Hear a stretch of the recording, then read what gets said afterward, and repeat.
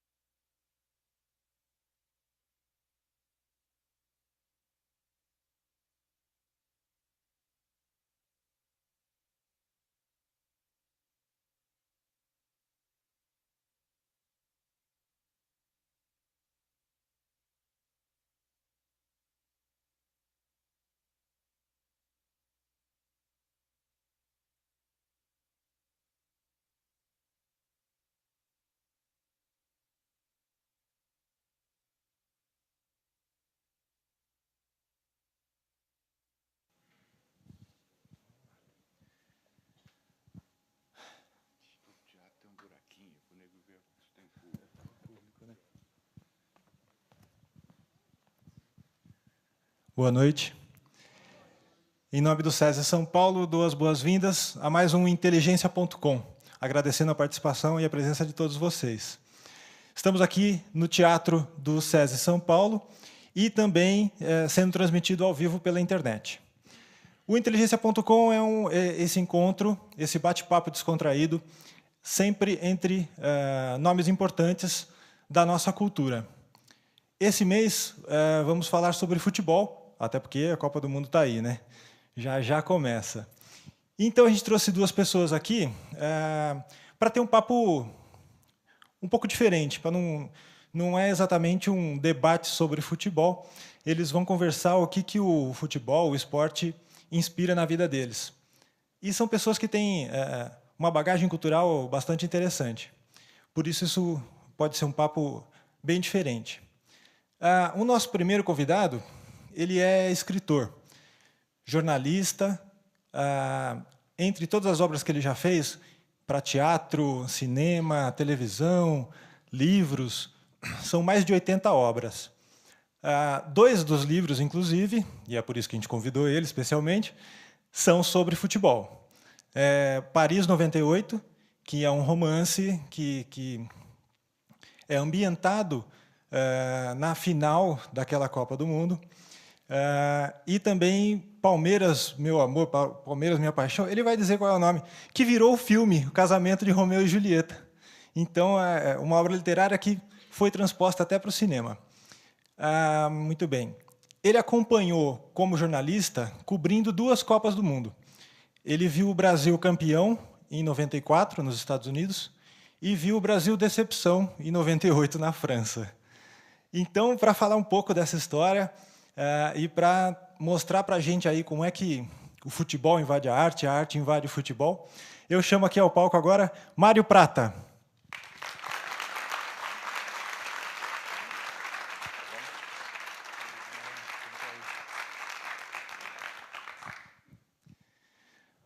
Bom, o nosso segundo convidado é atleta, esportista, né? Ex-jogador. Já ganhou no futebol. Ele começou como jogador de basquete, para quem não sabe. Ainda bem que não foi para o basquete, foi para o futebol, foi contratado pelo meu São Paulo, onde ele ganhou quase todos os campeonatos possíveis, inclusive o campeonato mundial de interclubes, né? Em 92. E também estava lá presente em 94, quando o Mário estava cobrindo a Copa. Esse nosso jogador também teve o privilégio de beijar a taça de campeão do mundo. Ele, em 2010, depois que já tinha abandonado a carreira de jogador, em 2010 foi convidado por um jornal francês para cobrir a Copa de 2010 da África do Sul. Então, essa é uma outra boa experiência que a gente vai explorar aqui dele essa noite. Tá ok? Por favor, uma salva de palmas para a Raí.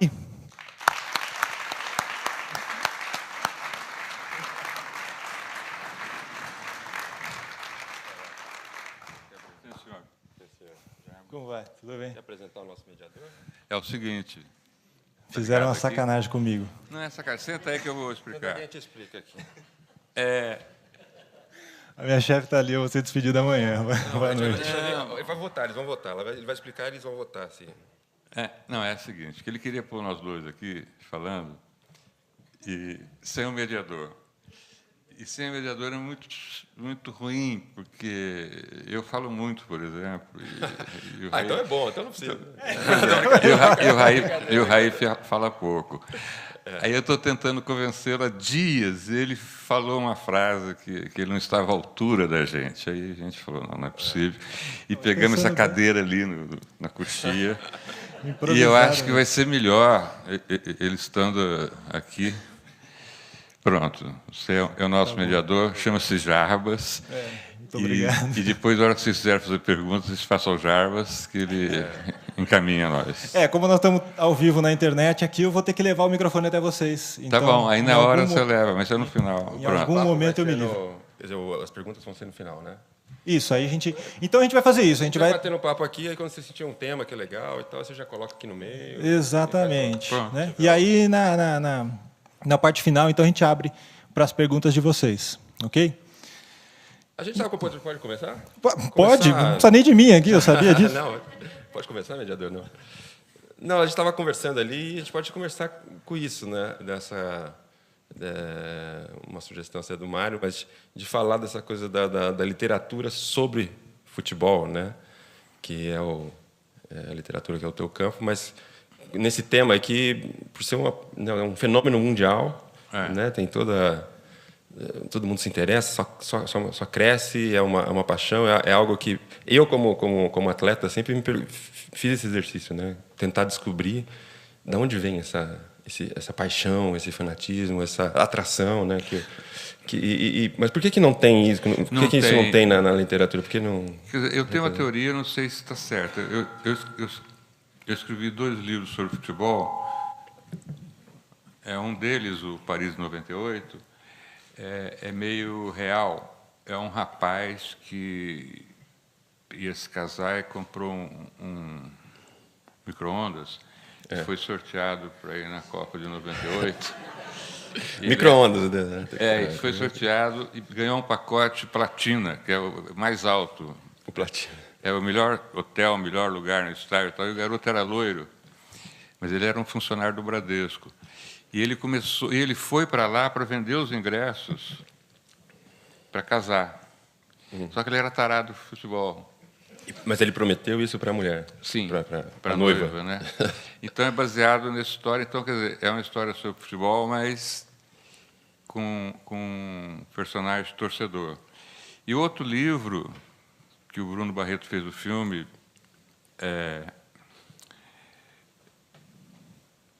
O Casamento de Romeu e Julieta. E o livro chama-se Palmeiras, um caso virou de amor. série também ou não? Não é que passa tanto na televisão que parece que é série. Acho que eu ouvi esse papo. Então, não sei. Com a Luana e com o Marco Rica. Passa muito, é impressionante. Eu não tenho porcentagem. Não. Que é sobre 2 pessoas, um palmeirense e uma corintiana, que se apaixonam. É um Shakespeare descarado, né? Mas o que eu acho, Raí, daí o motivo da pergunta, de eu te sugerir, é que todo mundo no Brasil, dizem que tem 200 milhões de técnicos no Brasil, e todo mundo no Brasil, inclusive todo mundo que está aqui, entende de futebol, sabe a seleção escalada já do Brasil para essa Copa. Então você não pode... Não faz muito tempo que sabe, mas sabe, agora sabe. Né? Agora sabe. Você não pode criar um personagem de ficção jogador de futebol, porque o público que vai ler sabe que aquele cara não existe. Você inventa o Zequinha, que foi campeão em 91, 92 no Japão. Entendi. O cara sabe que não é. Então o personagem deixa de existir. Não dá vazão à fantasia. Não dá vazão à fantasia. É muito difícil. Mesmo se você quiser fazer um livro em cima de um diretor de um clube, ou você pega um desses diretores que tem aí, ou inventa, o cara fala, não, esse cara não existe. Então é muito difícil, para ficção, você criar um livro sobre futebol. A não ser assim, que é do torcedor. Aliás, no meu livro, os 3 personagens são torcedores, aí dá. Mas eu adoraria escrever realmente um livro sobre um futebol de jogador fictício, mas ninguém acredita. E se o leitor não acredita no personagem, não tem obra, não tem livro. Entendi. Sobre ficção de jogador, não tem, né? Não tem, porque ninguém se arriscou. Ninguém faz. E vocês sabem que, assim, porque me veio a imagem agora dos filmes, muitos filmes de Hollywood sobre futebol americano. Isso tem bastante, sobre personagens fictícios e parece que funciona muito bem. Em outros países. Agora... E aí eu fiquei pensando assim, os exemplos que tem no Brasil. Quer dizer, tem o Boleiros, que é... Boleiros é um bate-papo muito bem feito, né, pelo Hugo Giorgetti, mas não tem um jogador ali também, né? É difícil, num país de futebol, você criar um jogador de futebol, um personagem. Um dos melhores personagens desse filme é o juiz, né? Que faz voltar aquele pênalti 500 vezes. Do filme do Hugo, né? E aí os outros que eu me lembro também são todos...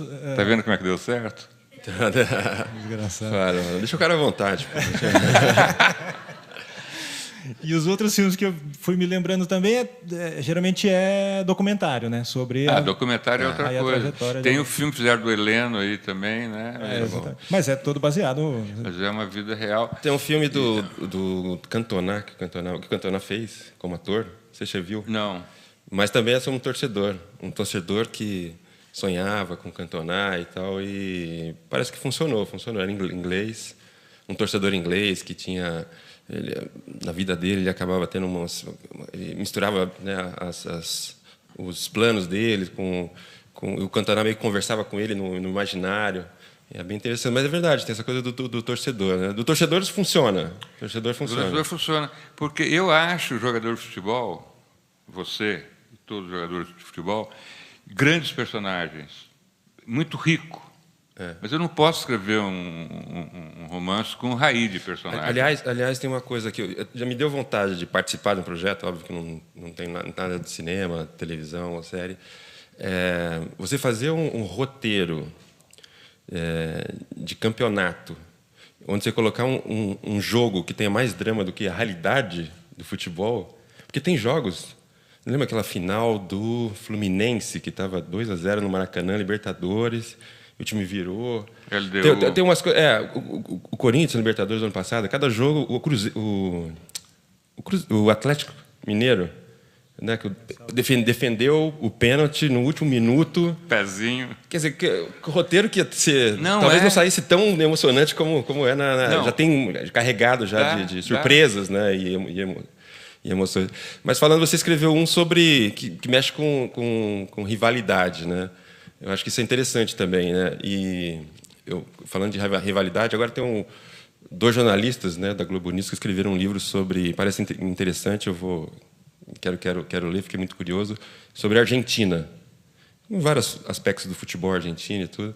E aí me veio uma definição que eu achei a melhor de rivalidade entre brasileiro e argentino, claro que favorece a gente, mas que os argentinos que eu contei não discordam, que para mim foi a melhor de todas, que é assim, que o argentino odeia gostar do Brasil. E o brasileiro ama odiar os argentinos. Não é ótimo, é? É ótimo. Muito bom. Você que... Muito bom. Você vive lá em Florianópolis, você sabe, né? Eles podem detestar, eles querem não gostar, mas como não gostar? Né? Chega lá e aquelas praias, você que está morando lá em Floripa, né? Deve ter muito contato com a Argentina. Tem né? muito. Mas conta com essa coisa da rivalidade aí, como surgiu. Porque a ideia do livro era do Romeu e Julieta, escrever sobre Palmeiras, né? Tinha que ter Palmeiras, é isso? Tinha que ter Palmeiras. Como é que surgiu o Corinthians no meio aí? Você quer saber como é que surgiu a história do livro? Quero. Eu tenho um grande amigo que, aliás, é um ator, já trabalhou nesse palco aqui, chamado Norival Riso. E há 30, 40 anos atrás, Norival Riso foi a uma festa e conheceu uma menina que era filha de portugueses. Isso é real, né? Não é outro livro. É real. Né? Tá. E falou que era torcedor da Portuguesa, para a menina. E aí começou a namorar e torcendo para a Portuguesa. E a menina era portuguesa. Aí um dia ele foi à casa da menina, chegou lá e falou que torcia para a Portuguesa, e era todo mundo palmeirense. E ele teve que segurar a Portuguesa. O pai do Norival, não foi o Norival. O Norival herdou a Portuguesa. Isso foi o pai do Norival, e que a mãe era palmeirense. Aí nasceu o Norival começou a torcer para a Portuguesa. E não sabia dessa história. E ele torcia mesmo para a Portuguesa, era o time dele mesmo. Ia ao campo. Quando ele deu de cara com a Portuguesa, ele falou assim, agora Tô mal, né? Mas aí a Portuguesa, em 74, teve a famosa final contra o Corinthians, que o juiz Armando Marques errou o pênalti. Foi. Santos, perdão. Porra, que bom ter uma plateia por aqui. Com conhecimento. Perdeu o gol. E o Armando Marques, que nem podia fazer isso, declarou os dois times campeões. E o pai do Norival estava no hospital à morte. E o Norival estava fora do quarto assistindo o jogo, e a Portuguesa foi campeã. E ele foi lá, o pai morrendo, e falou, pai, a Portuguesa foi campeã, pai. Ele falou assim, eu quero que a Portuguesa se foda. E morreu. E essa história... Ele conta e ri, né? Essa história... E morreu. E o Norival torce a portuguesa até hoje. E eu comecei a pensar nisso, de Shakespeare no meio também, né? Romeu e Julieta, as duas famílias de Verona e tal. E aí peguei logo Palmeiras e Corinthians. Mas só para encerrar essa pergunta que você me fez, aconteceu uma coisa muito interessante com esse filme, que ele ficou meio símbolo de rivalidades. Então, o país do mundo que ele fez mais sucesso, mas um sucesso assim, ficou acho que 2 anos em cartaz, foi Israel. Sério? Por causa da rivalidade do Israel com os árabes, não sei o quê, né? O povo vive aquilo, né? Se identificou. Foi um negócio de louco. Quando a produtora me contou, eu entendi, né? Porque... Mas isso não é a qualidade minha, não é do Shakespeare. Deixa eu fazer uma pergunta para você agora. E você é palmeirense mesmo? Não. Não. Chamaram para escrever o livro do Palmeiras, porque geralmente quase todos os escritores todos que ali eram do time. Foi um projeto chamado... Está explicado por que ele quis escrever. Não, o Palmeiras é o seguinte, tinha 3 times para escrever, sobraram, Palmeiras, Cruzeiro e Fluminense. E eu peguei o Palmeiras por 2 motivos. Primeiro que... Eu sou corintiano. Primeiro que o Palmeiras... Ele deu um jeito de colocar o Corinthians no livro do Palmeiras. Né? É que eu tive 3 amigos que jogaram no Palmeiras. Então era o Palmeiras... Fluminense e Cruzeiro. E para pesquisa, o Palmeiras era mais fácil aqui. E eu tive o Leivinha, que era meu amigo de colégio salesiano, que aliás fez a orelha do filme. Tinha o Américo Morolo, isso nos anos 60, que jogou no Palmeiras. E o Cardozinho também, que é um menos conhecido e tal. Aí eu peguei o Palmeiras. E as pessoas perguntam muito para mim, pô, mas você não é palmeirense, como é que você faz um livro sobre o Palmeiras, né? Ele mesmo perguntou. Eu falei, pô, já escrevi livro sobre puta, meu. E não sou. Mas eu vou fazer uma pergunta, mediador, por favor. Mas me lembrou, só para não... Me lembro, falou de puta aqui, me lembrou uma... O Palmeiras estava numa fase ruim, né? Um tempo atrás, a gente estava pegando o Palmeiras aqui, mas... continua. Né? Mas não faz muito tempo essa história mesmo. Acho que uns 6 meses. 6 meses, mais ou menos. E eu estava andando muito de táxi. Taxista é sempre muito engraçado, assim, sempre histórias peculiares. E aí eu estava no taxista, ele era palmeirense. Aí ele estava tão puto, que ele começou a falar... Ele me viu, claro, começou a falar de futebol. E aí eu perguntei para que você torce, não sei o quê. Aí ele começou a falar do Palmeiras de uma maneira tão triste. Assim, aquele filho da puta do meu pai fez eu ser palmeirense. Ele estava tão raiva do Palmeiras que ficou com raiva do pai que fez ele ser palmeirense. Né? Fala, Mário, você ia fazer a pergunta? Vou. Eu não sei se você se lembra, Raí, eu tive com você já uma vez na vida, no Espaço São Pedro. Lembro. Você lembra? E vou fazer um comentário aqui, eu queria saber a tua resposta. Eu fiquei muito surpreendido com a atitude que você teve lá aquele dia. As histórias eu não lembro. Não. É bom que você me lembre. Você lembra de estar lá, conversamos um pouco. Sim, eu lembro de ter te encontrado. Sua filha estava lá e tal. Não, é o seguinte, aquela... Eu não sei se foi 20 dias antes da última Copa ou da penúltima. Naquela época lá? Foi há 4 anos atrás ou 8? Não, a última não foi, com certeza. Deve ter sido... A anterior. Anterior, 2006? 2006, na Alemanha. Na Alemanha. Foi 2006 na Alemanha. Ou 2002, que ganhou. Né? Não foi 2006. 2006. Bom, você foi lá visitar a tua filha e naquela noite, ou tarde, eu não me lembro, tinha aquele salão grande, né, cheio de sofás, e tinha uma televisão e estava passando o último jogo do Linense, ó. Que é o meu time, na verdade. É verdade, você cresceu lá em Linz. Né? Cresci em Linz. Estava passando o último jogo do Brasil antes da Copa, de viajar para a Europa. E você estava lá, e estava todo mundo, pelo menos todo mundo dos homens do espaço, vendo o jogo.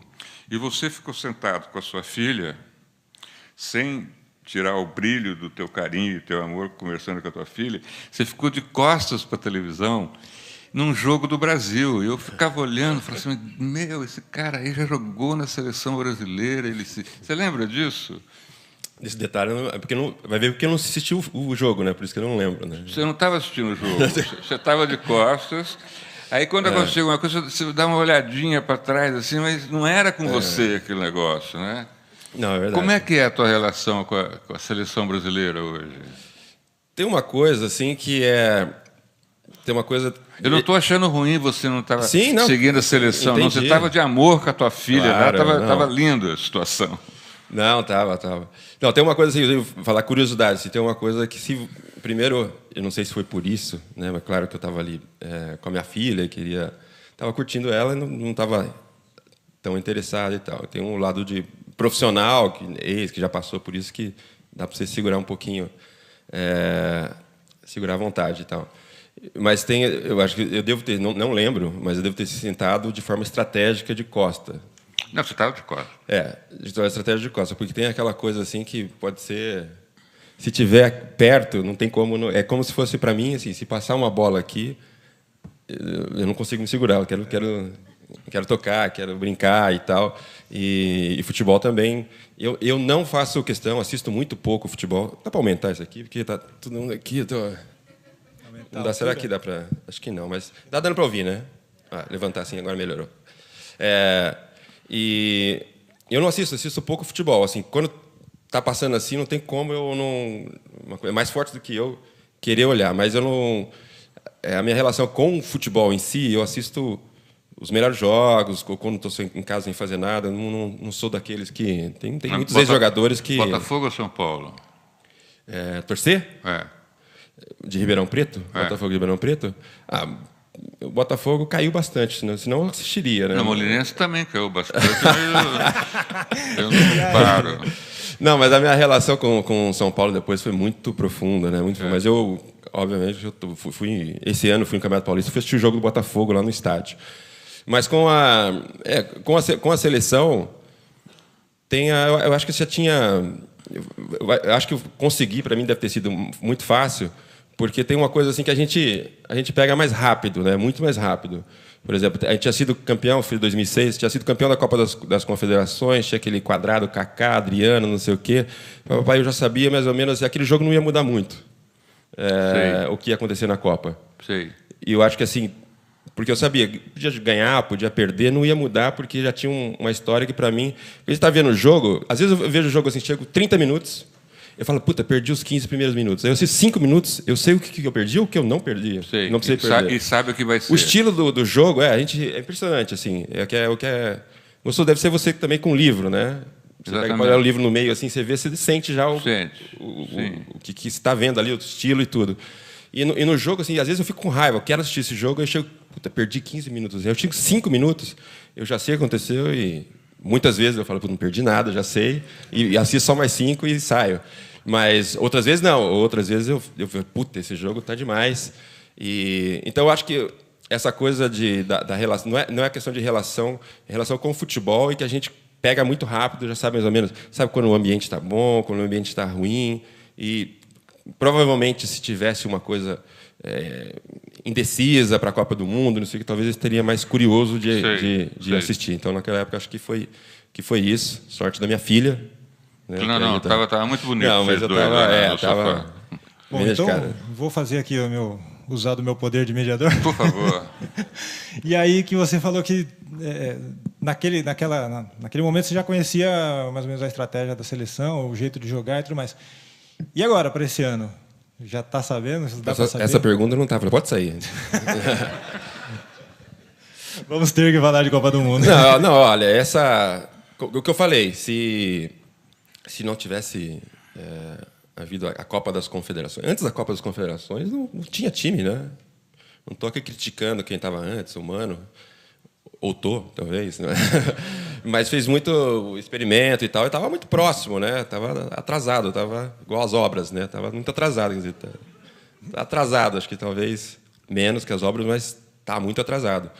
E a cara que o Filipão conseguiu dar para o time já dá para perceber, assim. A gente, obviamente, que a gente está vivendo um clima externo que vai influenciar, né? Um clima externo que vai influenciar, que provavelmente vai ser de uma maneira positiva, mas não vai ser fácil lidar. O Filipão e a comissão técnica conseguiu transformar o que estava acontecendo no país, né, aquelas mobilizações. Você sentia, óbvio que aquela coisa do hino, tudo fortaleceu isso, mas você sentia claramente, né, e eu sentindo, eu não conversei com o Filipão, não sei, acho que nunca falou isso, mas ele conseguiu, e aí tenho certeza que foi ele conseguiu aquela tensão que toda que estava acontecendo no país, transformar isso, os caras como vocês estão representando tudo que está acontecendo aí, quer dizer, mesmo não sendo, né, porque era muita coisa junto, mas assim, vocês são defendendo a pátria, tudo que está sendo gritado aí fora, pô, vocês têm que... Então, aquele que todo mundo, né, reclamava dos atletas nos últimos, da seleção, né, essa falta de identidade com a seleção, aquele não sei o quê, ele conseguiu transformar aquilo, aquela revolta podia ter o efeito contrário nos atletas, né? E ele conseguiu transformar, os caras se sentiram assim, pô, eu sou essa pátria que está gritando. Você sentia isso no jogo, sentia isso no hino, né? No hino, principalmente no último jogo, né? No Maracanã, no último jogo. O hino começou em Fortaleza, né? E o próprio Filipão, eu sei disso porque já tinha começado antes da final. Não, eu assisti o jogo ao vivo em Brasília. Da final. Não, o primeiro jogo contra o Japão. Não Brasília. Não houve nada com hino. Talvez porque já tinham vaiado tanto a Dilma. É verdade. Isso é verdade. Agora, no Maracanã eu não fui, mas eu nunca vi. Eu estava vindo para cá agora com meu irmão e nós estávamos vendo na televisão, estava passando a final de 98, que eu cobri também. E se bem que o hino francês é um negócio que leva... o hino francês, que é? Vamos lá, pessoal. Né? Les enfants, vamos lá, garotada. Né? Você conhece tanto. E o hino brasileiro... Já ouviram um grito retumbante no riacho do Ipiranga, porra? Isso não levanta a moral de ninguém. É verdade. Agora, os alê, né? Porque na França o jogador está cantando alê, né? E aquele hino, em 98, né? Foi muito forte. Você estava na final? Não, na final eu vim embora. Eu fiquei com medo, eu dei ingresso pro meu filho, vim assistir aqui sozinho em casa. E depois seu filho chegou e falou, pé frio? Não, eu já tinha assistido o outro lá, quase morri naquele calor de 40 graus em Los Angeles, pelo amor de Deus. Mas o negócio do hino... O hino, eu acho que no Maracanã foi uma coisa... já que está falando no hino, Raí, eu acho o maior absurdo do mundo, queria saber a tua opinião. Esse negócio que tem aqui no Brasil de tocar hino. No Campeonato Paulista. Obrigatório, né? Em todos os campeonatos. No Sul, toca o nacional e o regional. Agora, para quê? A quem interessa isso? Eu acho que o hino nacional foi feito para humilhar jogador que não sabe cantar e para zocrinar vestibulando, porque, na verdade... O que você acha agora de cantar hino? Eu estou vendo esses campeonatos da Europa agora aí, né? Não tem ninguém tocar hino nenhum, meu. Até porque cada jogador é de um país também, né? Mas aqui também, cada jogador é de um país, né? Porque ninguém negro quer... Não, mas... E os câmeras são Você imagina quantos hinos teriam que cantar no Real Madrid, né? Quantos hinos tinham que cantar? E os câmeras brasileiros são filhos da puta, eles vão na boca do cara e o cara... Não. Eu já fiz isso cantando. Todo mundo. Chega uma hora que você não sabe, confunde a letra, você quer falar, se eu errar aqui.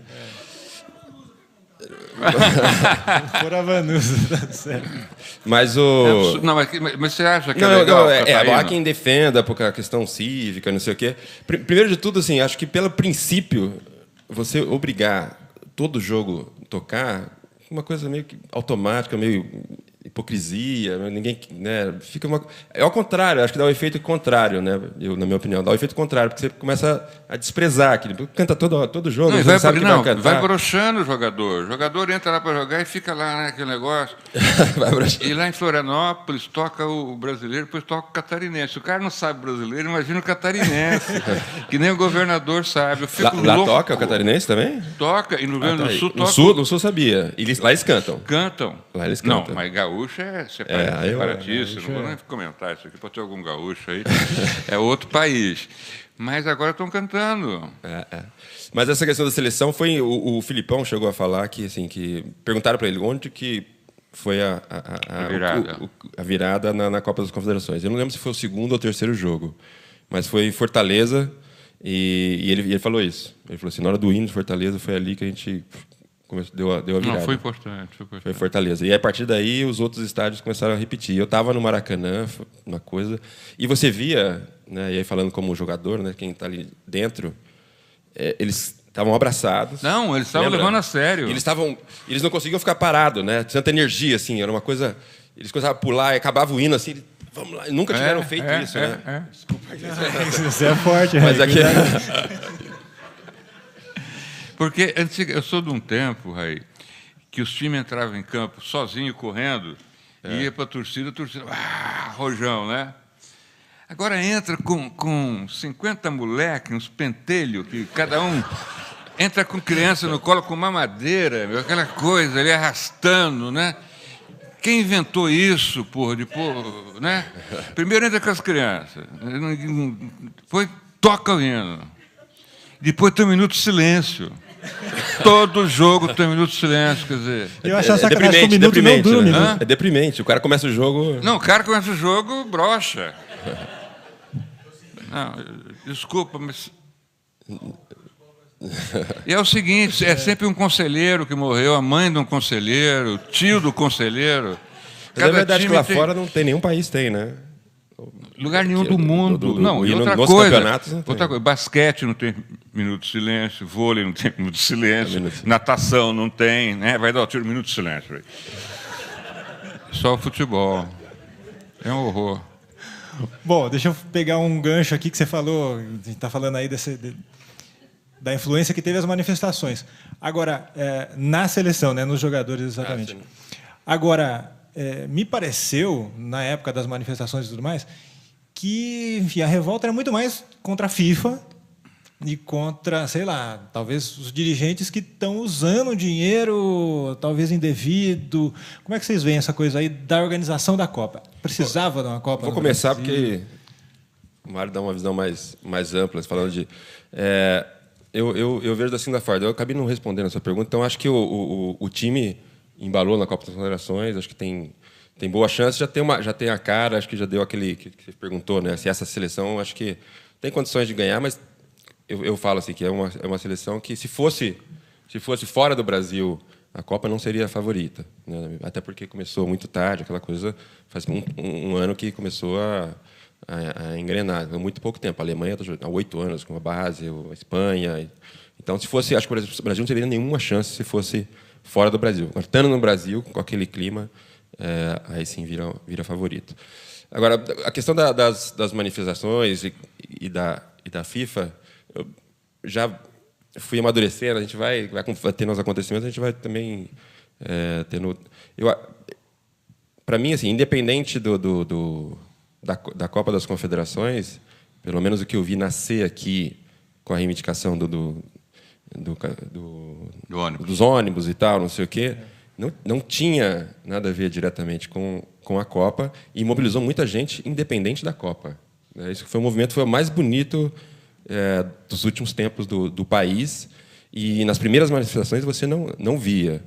Agora, claro que se junta, aí caiu num momento, isso não sei se é bom ou ruim, eu estou vendo de uma forma até, mesmo que seja mais tenso, o ambiente de uma forma positiva, porque amplifica o que estava acontecendo, mesmo que depois desfigurou um pouco, não está com tanta cara, mas espero que depois da Copa, né, a população continue a se manifestar.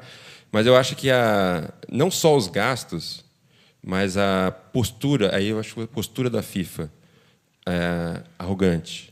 E eu não falo só da lei da Copa, não falo só eu acho que de comunicação, que geralmente eles são fortes, os dirigentes foram muito mal, né? Demoraram para sentir e ainda não entenderam, né, o que está acontecendo, qual que é o momento do país, onde eles estão fazendo a Copa do Mundo, né?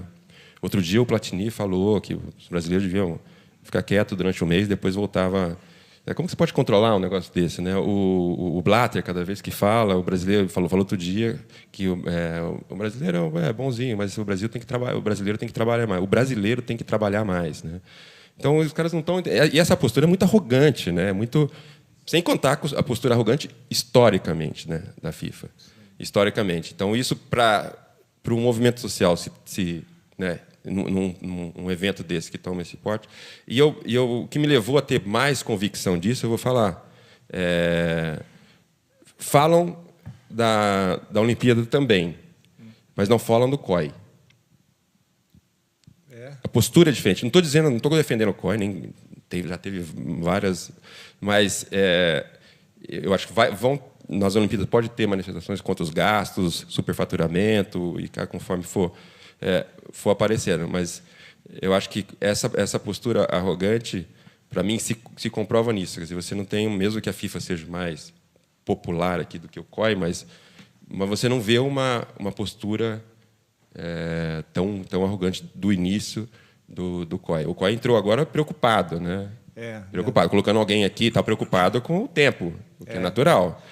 Mas eu não vi até agora uma postura arrogante do Comitê Olímpico Internacional. Não, eu acho que o Comitê Olímpico Brasileiro é mais. O COB é mais arrogante, talvez se identifique mais com esse perfil de dirigente à la FIFA do que o próprio COI. Vamos ver.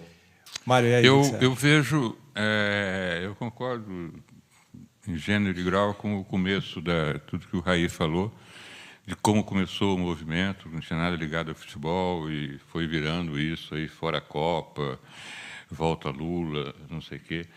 E a culpa foi muito de como foi conduzido esse processo da escolha da Copa no Brasil. Eu nunca me esqueço que o dia que foi anunciado que o Brasil era anunciado, já era, só tinha o Brasil, né? Não podia dar Lins, né?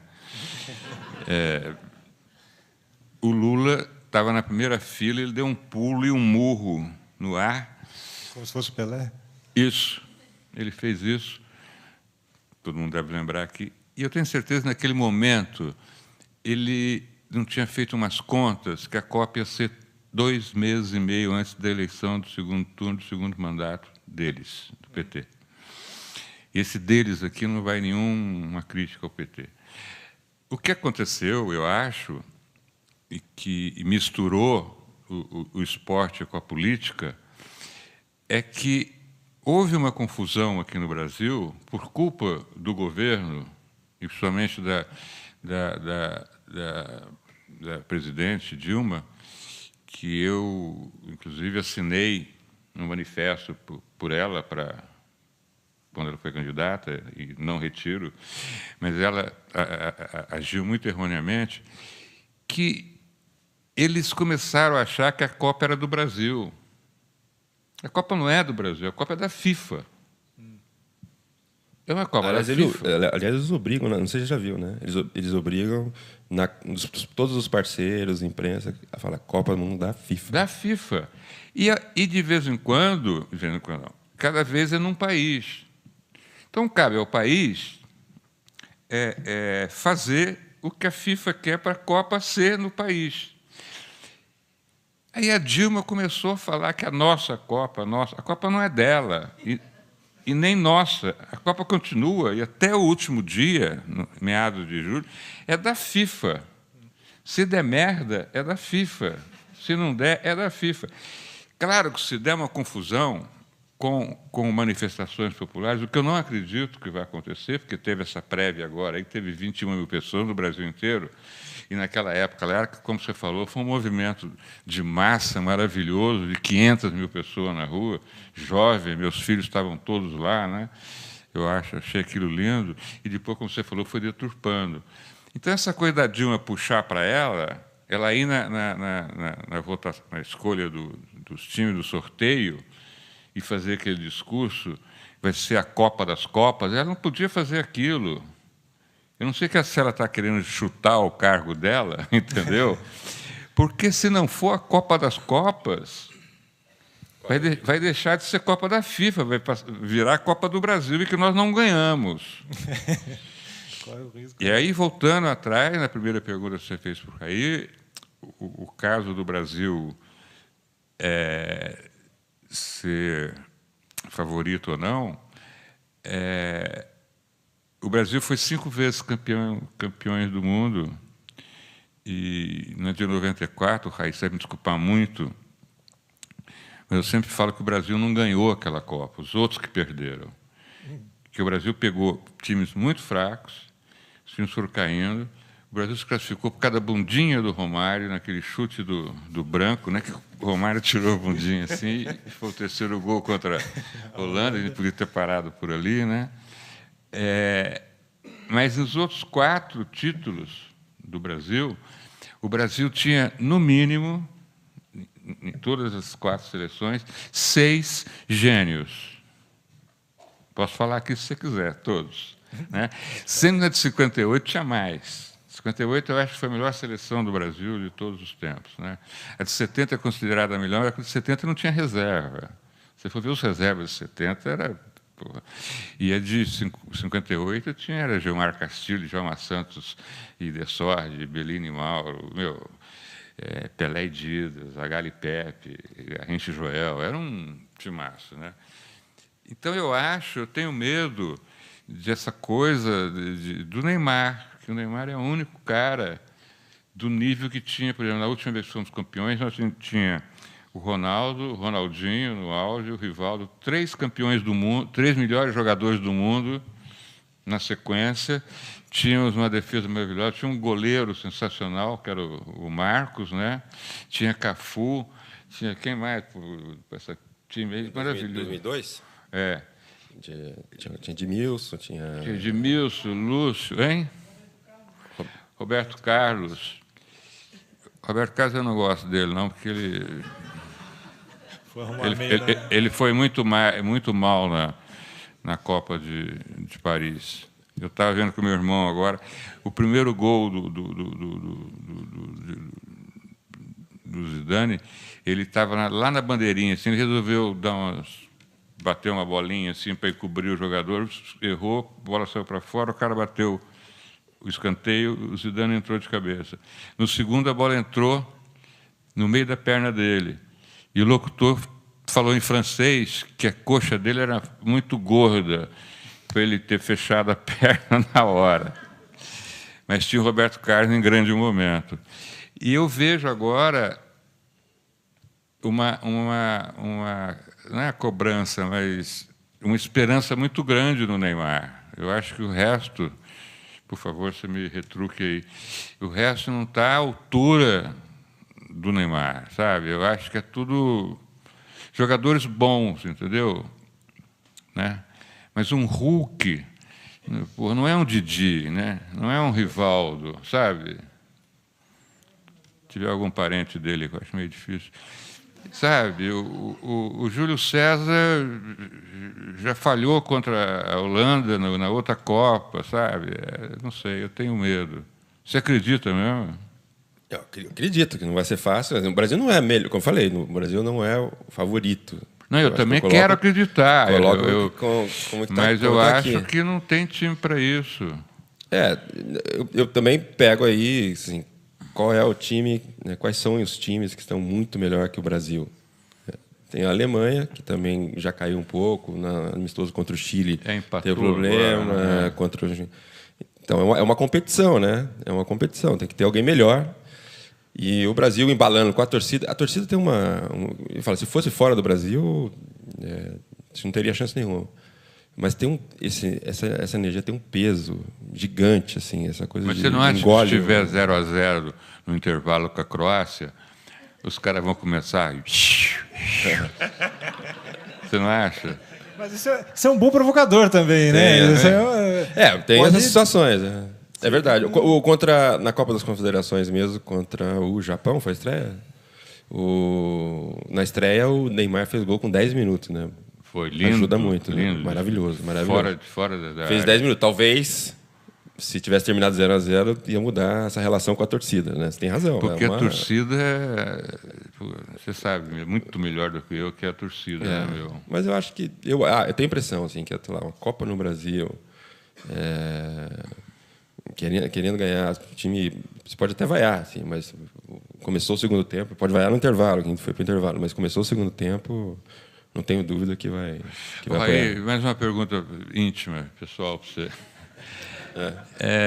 Eu estava lá em Stanford, na nossa estreia lá, e foi a primeira vez também que eu vi o hino nacional com o Brasil em campo numa estreia, fiquei muito emocionado.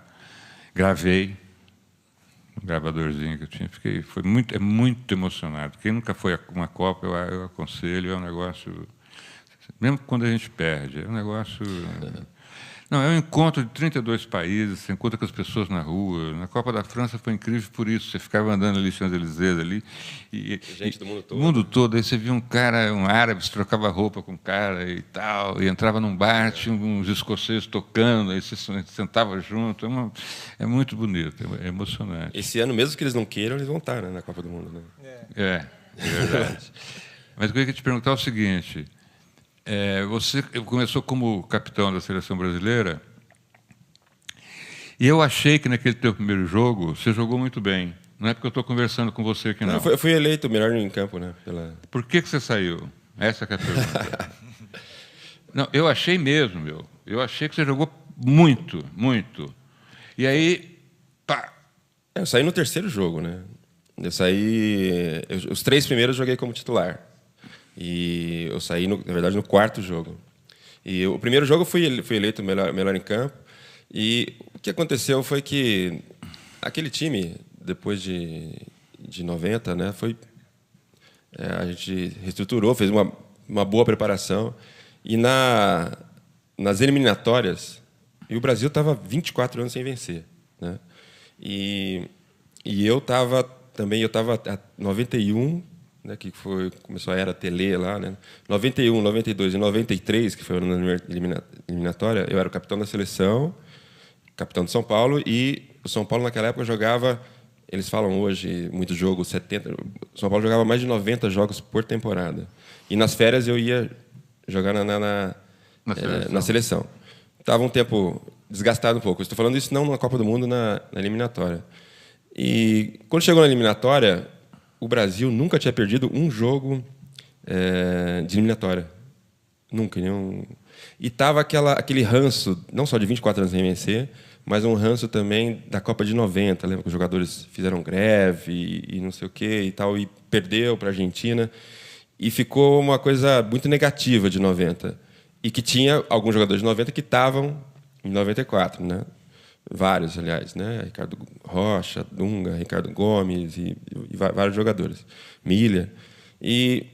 Então, esse ranço até veio. E aí, assumiu o Parreira, a gente fez uma preparação boa. Até o Tafarel. Na eliminatória, o primeiro jogo foi contra a Bolívia na altitude. Né? E o Brasil perdeu. E aí veio uma enxurrada assim, o primeiro jogo das eliminatórias. Hoje em dia, toda eliminatória, melhor jogo do Brasil, toda eliminatória, o Brasil perde 2, 3, 4 jogos. A partir dali que os outros times começaram a melhorar. E aí veio uma pressão, não sei o quê. E foi quando eu fui para... Estou contando isso porque, na verdade, eu não saí por causa dos jogos... Eu sei que você vai chegar onde eu perguntei. Não é por causa dos jogos do Mundial. E aí, quando eu fui para a França, e aquela... A eliminatória foi a primeira vez que a eliminatória foi 2 meses de competição. A gente ficou concentrado 2 meses, treinando e jogando, com 500 jornalistas em cima. Foi muito desgastante, em termos de psicológico. Assim, foi muito estressante. Assim. Eu não estava nesses 500 jornalistas. Você foi só na Copa. Comecei na Copa. E aí foi uma pressão muito grande, né? Que derrubar a Parreira. E eu era o capitão, mesmo meio o símbolo daquela equipe. O capitão. E teve uma campanha assim, muito pesada. Assim, capitão, você está sendo modesto. Você era o gênio daquela seleção. Pô.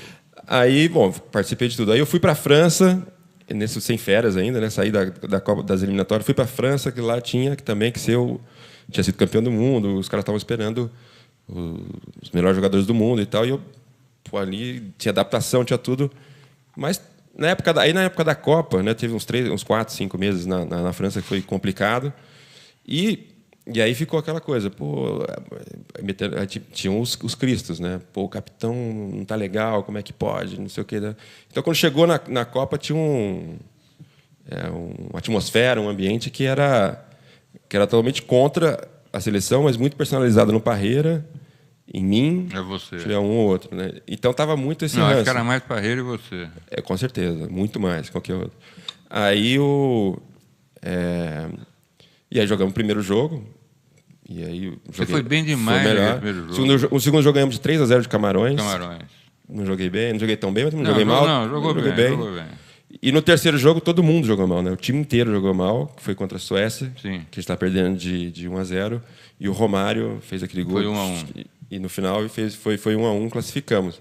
E aí, como o time jogou mal e tal, aí veio abaixo. E eu saí muito mais pela opinião pública, assim, em termos de imprensa e tudo, pensando no ambiente do time, quer dizer, tinha que fazer alguma coisa, né? Tinha que tirar. Eu era a peça principal. E eu estava meio que também esperando, não sabia que não era só técnico.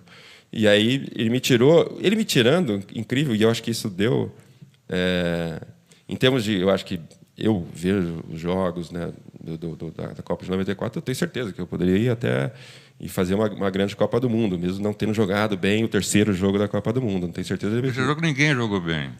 Esse jogo ninguém jogou bem. Então eu acho que foi meio pelo contexto, assim, falou, tem que fazer alguma coisa, tirou. E aí, agora vão falar mal de quem? Não tem muito. Você acha que acalmou a imprensa ali, a tua saída? Acalmou, né? Tem que reconhecer que acalmou. Não quer dizer que se eu ficasse, poderia ganhar e ganhar melhor ainda, né? Acho que poderia. Como eu joguei bem no primeiro jogo, fui melhor no campo, no quarto jogo, poderia, jogando como titular, também poderia ser dar a volta por cima. O quarto jogo foi fora de Los Angeles, foi em Detroit ou Dallas? O quarto, aquele do fechado foi o terceiro. No campo fechado foi o terceiro. Até que foi difícil, era estranho, assim, a bola voava mais. Não podia fumar. Terrível, né? Horrível. Mas aí foi isso. Mas eu, sim, se eu tivesse no mesmo estágio que eu estava em 92, 93, acho que eu podia ter feito uma grande Copa, mas eu não estava no mesmo, até por tudo isso, né? Mas se eu tivesse, eu tenho certeza que a qualidade, quer dizer, a bola do meio campo sempre passava por mim ali e tal, né? Eu jogando bem, eu mudava todo o time. Não, falando sério, você era o melhor cara daquela seleção. Tinha o Romário, né? Tinha o Romário, o Bebetão também. Os atacantes estavam... Não, o Romário também. Agora, tem um cara que ninguém fala daquela seleção lá, que eu acho que foi fundamental. O título foi o Mauro Silva. Mesmo. A defesa, impecável. Mauro Silva, ninguém passava pelo Mauro Silva. Ninguém passava. Era um negócio impressionante. Incrível. Mauro Silva e Dunga ali na frente. Incrível. Dunga também. Não passava nada. Tem que falar bem do Dunga. Tem. Não, fez uma grande Copa. E levantou a taça. No teu lugar, pô. Aliás, ele levantou a taça, coitado. Ele levantou a taça 1 segundo, porque o Romário já pegou, meu. Foi tão... Romário é muito cara de pau. Bom, antes de passar para o pessoal fazer perguntas aí também, só fala um pouquinho da experiência, porque eu li as crônicas que o Mário fez cobrindo a Copa do Mundo, e as crônicas são todas a respeito da torcida. Né? Como é que a torcida era entre um jogo e outro, como é que a torcida era no hall do hotel, não sei o quê. Não, mas a ideia era essa. E aí eu queria saber assim, você teve essa experiência também de ser colunista, né, assinar uma coluna sobre a Copa do Mundo de 2010 para um jornal francês. Eu vou de novo fazer para outro jornal, o jornal L'Équipe agora. Ah, legal. E aí, qual é o teu assunto principal? O que você faz? Você fala da tática do jogo? Você fala o que interessa para o torcedor francês? Sabe que teve uma coisa interessante, que quando eu parei de jogar, eu tive umas experiências como colunista. Quando eu parei de jogar, fui convidado pelo Estadão, que viu uma coluna no domingo. E eu tinha acabado de jogar, não queria falar de tática, né, mais, eu queria ficar, dei uma afastada do futebol, não queria falar de tática. Fiz 7 meses, assim, mas raramente eu falei de jogo. E aí, depois de 7 meses, eu percebi que eles estavam querendo que eu falasse de tática também, né?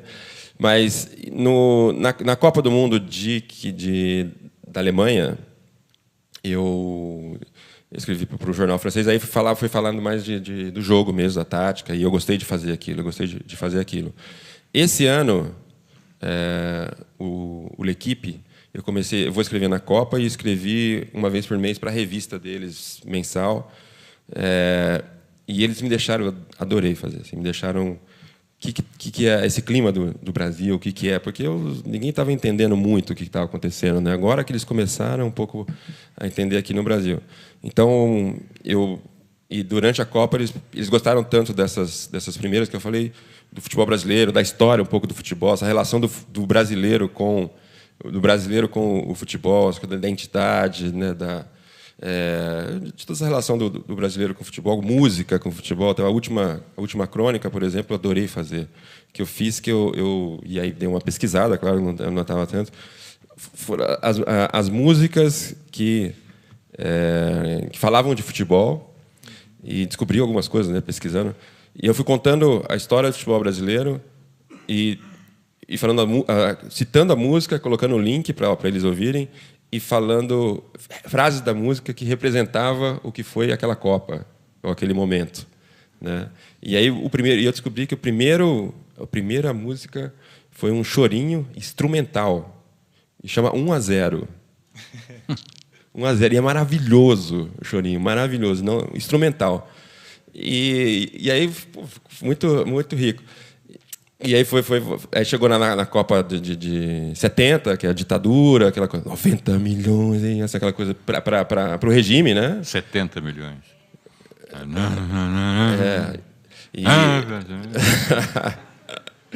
E aí depois e foi indo. Então adorei escrever, então escrevi e eles gostaram.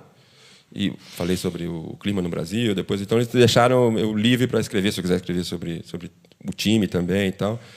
E aí o último foi uma sugestão dele assim, o que é ser campeão do mundo no Brasil, também foi bem interessante. Então eles deixam bastante livre. Então eu vou ter essa liberdade de escrever sobre tática, jogo mas eu gosto. Quando eu escrevo, eu gosto de fugir um pouco da tática.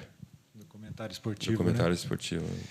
Quer falar das suas crônicas? Não, minhas crônicas é o seguinte, meu. Quer contar alguma delas? Não vou chegar nesse ponto.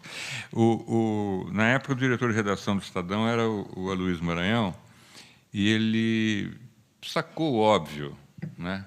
Ele falou, mas essa Copa vai ter 23 câmeras, entendeu? Eu não quero que você vá lá dizer que aos 23 minutos o cara se entrou da direita, o outro entrou de cabeça, porque quando o cara for ler no dia seguinte essa crônica, já passou essa cena 400 vezes. Então, ele montou um time de 18 cronistas, né? E nesses 18 cronistas tinha até Pelé, tinha o Paulinho da Viola, o Kissinger, o americano, eu, Matthew Schirtz, Paulo Caruso desenhando e tal. Ele falou assim, vocês não precisam nem ir ao jogo. A gente não precisava nem ir ao jogo. A gente tinha ingresso, mas a gente não tinha crachá. A gente não podia entrar onde entravam os jornalistas e tal. Mas a gente ficava num lugar maravilhoso e tal. E era para escrever sobre... Eu escrevia sobre... Eu não fui... O Estadão comprou um pacote para nós, da Estela Barros, platina chamava, era o máximo, né? Tinha platina, ouro, prata e bronze, né? E o platina era o máximo, hotel, tudo, né? Maravilhoso. Então andava com aqueles milionários todos, né? Daí o livro que eu escrevi do garoto, que era um bancário, e estava no meio daquele pessoal lá, e ele fazia câmbio, e aí descobriram que ele entendia de câmbio, ele falava que trabalhava com câmbio, não sei o que e tal, e o cara foi virando uma personalidade na Copa. Aí eu transformei em ficção. Mas as crônicas, de quando eu tinha que escrever dia sim, dia não, e quando não tinha motivo, assunto, mas tinha. Era só sair na rua, olhar para um lado, assim, você via um irlandês, um escocês bêbado com a bunda de fora. Copa tem muito assunto, sabe? É muito. Mas tinha a menina da Estela Barros, a Magdala, e eu falava, Magdala, o que rolou? Né? A Magdala contava histórias para mim que inacreditável. Né? Teve uma que eu escrevi. Bom, além de uma mulher perguntar num tour lá para o marido, assim, deram o nome para o rio antes ou da morte dele? Antes ou depois da morte dele, né? Para o Senna. Além de... Verdade, a mulher perguntou para o meu... Deram o nome para o rio antes ou depois da morte dele? Se fosse o Tietê, pelo menos. Aí... tinha... Porque ele morreu em 96, né? A Copa foi em 98, o Senna estava no auge, querido Senna. Os brasileiros compraram uma churrasqueira elétrica e fizeram um gato num daqueles fios dos postes do Rio Sena, onde tem aquelas rampas assim, e estavam fazendo um sambão ali, tal, e fazendo churrasco, meu. E uma bandeira do Brasil. Aí chega o guarda lá, né, o francês, e ninguém falava português, francês, né? Então tinha histórias assim maravilhosas, né? Porque o cara já chega em Paris bêbado, né? A Copa para o brasileiro, para qualquer um de qualquer tipo de classe, é assim o máximo da vida dele. E assistir uma Copa do Mundo, ainda mais em Paris, né? Então ele só faz merda, meu. Um dia eu vi um cara, meu, ele falava assim, na portaria do prédio, lá ele falava assim, sumiu. E eu, perdão, ele sumiu. E o cara entendeu. Ele tinha pendurado a bandeira do Brasil na janela do hotel. Então, essa brasileira sumiu. Ele falava assim. Foi sotaque. Então, ele falava devagar assim, sumiu. Pardon, monsieur. Então, você fica observando essas coisas na Copa do Mundo e escrevendo para o leitor. O leitor adora, né? Eu escrevi muito pouco de tática, além de eu não entender muito, eu não escrevi nada. Eu nem comentava, eu ficava na periferia da Copa mesmo, que é o que interessava para mim. Que é muito rico, né? É riquíssimo, é riquíssimo. Mas antes de passar para... Vamos, senão, se não passar, eles brigam com a gente na saída. Não, antes só de passar para a pergunta, eu queria defender meu esquadrão, que foi de 94, a Copa de 94, que é por muitos, né, principalmente uma visão saudosista e tal. Quem viu 58, e é verdade, né, é difícil achar um outro time em qualquer Copa do Mundo que fosse igual. Mas tem uma coisa que você, às vezes o futebol é uma competição, né, também, né? Não é só futebol arte, o brasileiro criou o futebol arte, a gente tem muito orgulho. Eu participei de muitos times, né? O São Paulo do Tele Santana, né, jogava como os melhores times do mundo de todos os tempos também. E em 94 tinha uma série de adversidades, e eu não estava no melhor momento, não sei o quê. Você ganhar a Copa do Mundo, com o esquadrão de 58, era fácil. Talvez seja muito mais bonito, mas é mais fácil do que num momento com várias adversidades, 24 anos sem ser campeão, não, concordo com uma pressão gigantesca. Mas tem essa coisa assim, teve as 4 e 94, né? Que no final das contas, a gente na volta, a torcida, eu acho que foi... E foi libertador, porque eram 24 anos, quer dizer, quem duvida que, né, com o Jorginho, que o Romário, com o Bebeto, com... não daria para fazer um time que jogasse bonito, bem, mais bonito, não sei o quê. Se a gente ia ganhar, talvez, não sei. Agora, é aquela diversidade. Naquela Copa tinha a Argentina de Maradona, que depois foi pego no doping, mas o Maradona estava ali, estava jogando bem, fez vários jogos, e depois que ficou saber que... Mas tinha um time argentino. A Colômbia, lembra? Lembro. A Colômbia, que o Pelé falou que ia ser campeão. Que ia ser campeão do mundo. Tinha um baita time. Também ficou pelo caminho. A própria Holanda. Em 2006, o Brasil tinha... Em 2006, eu comparo 2006 quase com 70 em termos de elenco, né, que foi um fracasso. E todo mundo reconhece, eles mesmos reconhecem, tal, que tinha Kaká no auge, Ronaldo, Adriano, quem vai tinha Robinho tiver ao quadrado, Roberto Carlos, Ronaldinho Gaúcho, era na frente, era Ronaldinho Gaúcho, Kaká, Adriano e Ronaldo. Essa turma está de salto alto, né, meu? Então, não, isso que eu estou dizendo, é uma competição. Quer dizer, essa turma teria condição de fazer um melhor. Teria. Então, você... Como a de 62 fez com o mesmo time de 58. E tem esse lado que é daquela época que a técnica também fazia muito mais diferença. Mas tem esse lado que eu digo assim, você ganhar uma Copa do Mundo, né, ser o melhor do mundo em condições não ideais, adversas, o nosso lado, e o nosso que eu falo, todos aqueles jogadores que são super competidores, super vitoriosos em todos os times que passaram, também satisfaz. E quando a gente chegou aqui, a gente viu. E eu achei que teve essa coisa de 24 anos, a gente ganhar, tanto libertou o futebol, porque de 80 até 94, quando a gente ganhou, fora o São Paulo, teve o Flamengo lá nos anos 80, começo. O futebol brasileiro tinha pouquíssimos jogadores que se destacavam fora. O futebol estava muito embaixo. O Brasil ganhou de 94, mudou toda a história, né? Primeiro até a alegria do brasileiro, o futebol voltou, e depois de 94 a gente foi para final de 98 e ganhou 2002, né? Foi quase que um libertador. Raí, você está dando um puxão de orelha em mim muito forte. Não. Eu só falei que não tinha ponto de vista. Não, só falei que não tinha tanto um gênio. Não, outro ponto de vista. É um competidor. Eu não quero tirar o título de você, hein?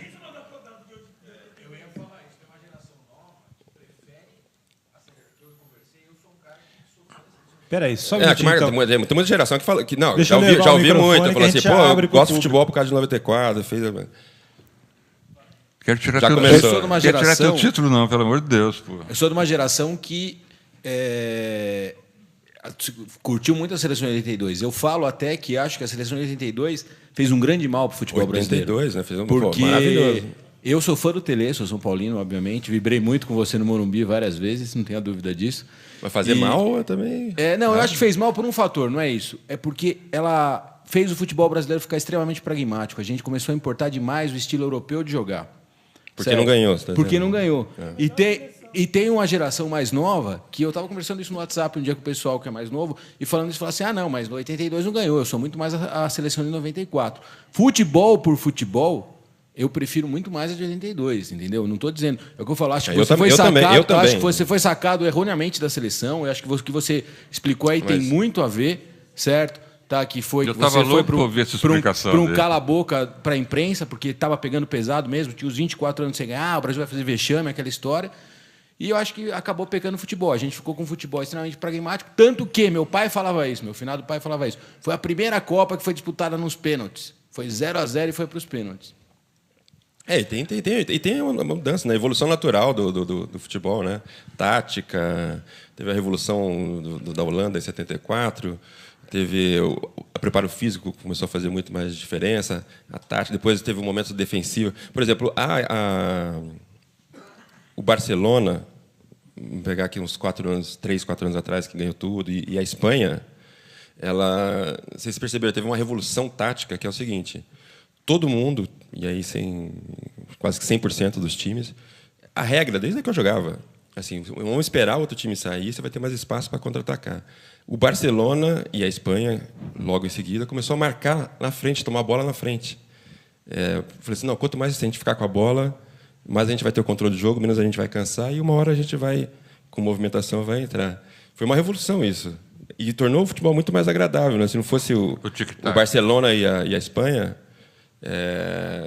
hoje em dia os times marcam, todos eles marcam na frente, fica muito mais agradável de se ver e muito mais bonito, até com mais espaço e tal. Eu só queria acrescentar uma coisa para você, que você estava assistindo a Copa de 94 aqui, eu acho que às 6 da tarde, né? 7 da tarde.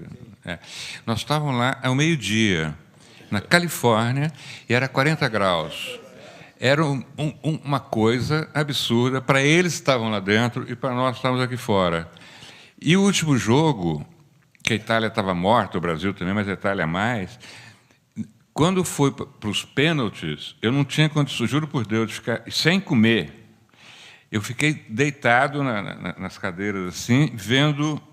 Tinha um rapaz de Bauru, camisa do Noroeste, com a perna aberta. Assim, eu assisti, foi do lado direito aqui os pênaltis. Eu assisti pelas pernas do noroestino, que eu não tinha. Aí o Baggio, que não aguentava, assim, aguentava em pé, chutou a voz e fez assim. Sabe? Fomos campeões, né? Tive a sorte. Mas era difícil, né? Jogar com aquela temperatura lá. Difícil.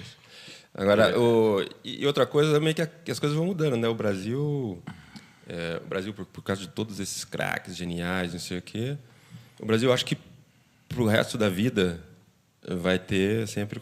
Então, sempre os melhores jogadores do mundo vão nascer aqui no Brasil. Também, aqui no Brasil. Hoje tem craque É, Cristiano Ronaldo, português. Né? O cara francês me perguntou, né? Como é que vocês se sentem?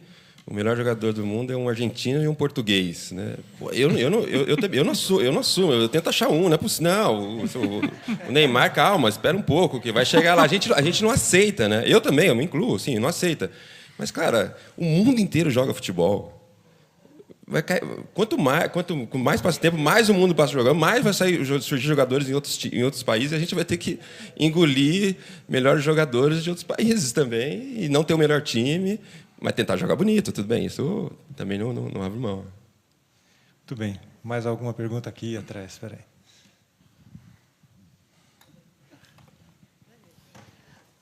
Boa noite. Há quem acredita ou não acredita que o homem foi à Lua, que o Elvis não morreu. Também acredita que a França comprou a Copa. Exatamente. E eu já ouvi boato que o Brasil já comprou essa. O que vocês acham disso? Bom, o homem foi à Lua. Né? Não, as comparações que você fez, eu acho mais ou menos no mesmo nível, que acha que o homem não foi à Lua, que Elvis não morreu e que o Brasil vendeu a Copa de 98. Eu classifico do mesmo nível para nós, atletas. Isso não existe, tenho certeza. Gostaria de acreditar que a nossa Copa aqui tivesse ganha, mas nem condições. Quer dizer, primeiro, vai pagar a quem? O Brasil vai ganhar, vou pagar para quem? Para o juiz? Pode ser mais fácil, né? Vou pagar para o adversário. Os jogadores não precisam de dinheiro. Né? 98, né? Pô, quem ia pagar aqui? A CBF vendeu, o juiz não roubou. Né? Os jogadores, então, é tão absurdo quanto achar que Elvis ainda não morreu. Eu acho muito absurdo isso. Né? Eu só queria lembrar da Copa de 98. Você estava lá, 98? Alguns jogos, na final estava aqui. É o seguinte, eu acompanhava, eu ia na concentração, via treinos, né, como jornalista. E os caras estavam concentrados para uma Copa do Mundo. O seu Ronaldo, o grande Ronaldo, ele tinha 3 celulares e que ele ficava, o treino rolando, ele sentado no banquinho de madeira, falando em 3, entendeu? E a gente sabia até quais eram os motivos que ele estava falando. Né? Ele, por exemplo, Bom, antes de mais nada, eu considero o Ronaldo o maior jogador do Brasil, depois de Pelé, não quero nenhum menosprezo a ele. Ele alugou um castelo e colocou 18 pessoas lá, inclusive o pai com a namorada e a mãe com o namorado, e a namorada dele e irmãos, não sei o quê. Você pode imaginar o que deu nesse castelo com esse tipo de pessoas lá dentro. Né? Então, desculpa a expressão, mas era um cu de boi. Aí, a Adidas ligava porque ele tinha que usar a chuteira, não sei que cor, ele não estava usando. Aí saiu um boato com a namorada dele, não sei o quê, papapá. Você imagina a pressão. E todos eles, com celular, os ônibus chegavam para os jogos, eles desciam, todos falando no celular, que era uma novidade, que os celulares pequenininhos. Então, eu acho que estava uma desconcentração muito grande do Brasil naquela Copa, sabe? Eu não acreditava, apesar da França ter feito uma sacanagem com ingressos lá, que sobrou pouco para o brasileiro, quebrou algumas agências brasileiras que tinham vendido ingressos. Foi isso sim, eu acredito que aconteceu, da França esconder os ingressos dos brasileiros. Mas o brasileiro não estava... Teve agência brasileira que vendeu também sem ter ingresso. Né? Hein? Teve agência brasileira que vendeu também sem ter... Isso é o que os caras falam. Eles não tinham os ingressos ainda e venderam. Parece que tinha intermediário entre a FIFA e eles que não entregaram. Não foi nem da agência, né? Os intermediários. Por exemplo, a minha agência entregou meu ingresso e eu já tinha visto o Brasil ser campeão em 94. Meu filho estava comigo e não tinha ingresso. Eu falei, Antônio, você assiste, vai, eu sei no jogo. E eu voltei para o Brasil. Então, tinha eu nunca vi a seleção brasileira tão desconcentrada. Sabe? O Zagallo, por exemplo, ele dormia e ninguém podia acordá-lo antes das 2h30, dizem. Eu nunca fui ao quarto dele para ver. Então, quando deu a confusão lá com o Ronaldo. com o Ronaldo. Tiveram que esperar o Zagallo acordar para contar, e o Zagallo acordou 1h30 antes do jogo. Eu estava aqui no Brasil, eu saí para comprar uma cerveja, um sanduíche, porque eu queria assistir sozinho, porque eu tinha que escrever para o Estadão uma crônica em seguida ao jogo, e saí para uma padaria comprar. Isso 1h30 antes do jogo, e estava o Cezinha, o César Sampaio, conversando por telefone com a mãe dele, e a mãe dele dizendo que estava fazendo um churrasco no sítio, e não sei o quê, 1h30 antes do jogo, o Cezinha conversando com a mãe, e aí, espera aí, que tal o tio, não sei o quê, aqui quer dar um abraço em você também. Eu falei, pô, não pode dar certo, sabe? Você sabe o que é uma concentração para uma Copa, meu? Não, para qualquer jogo de futebol. Então, eu senti que estava... Não podia dar certo. Não podia dar certo. Raí, é o seguinte, o futebol... Tá. O futebol brasileiro teve 6 representantes na Libertadores desse ano e os 6 já sucumbiram.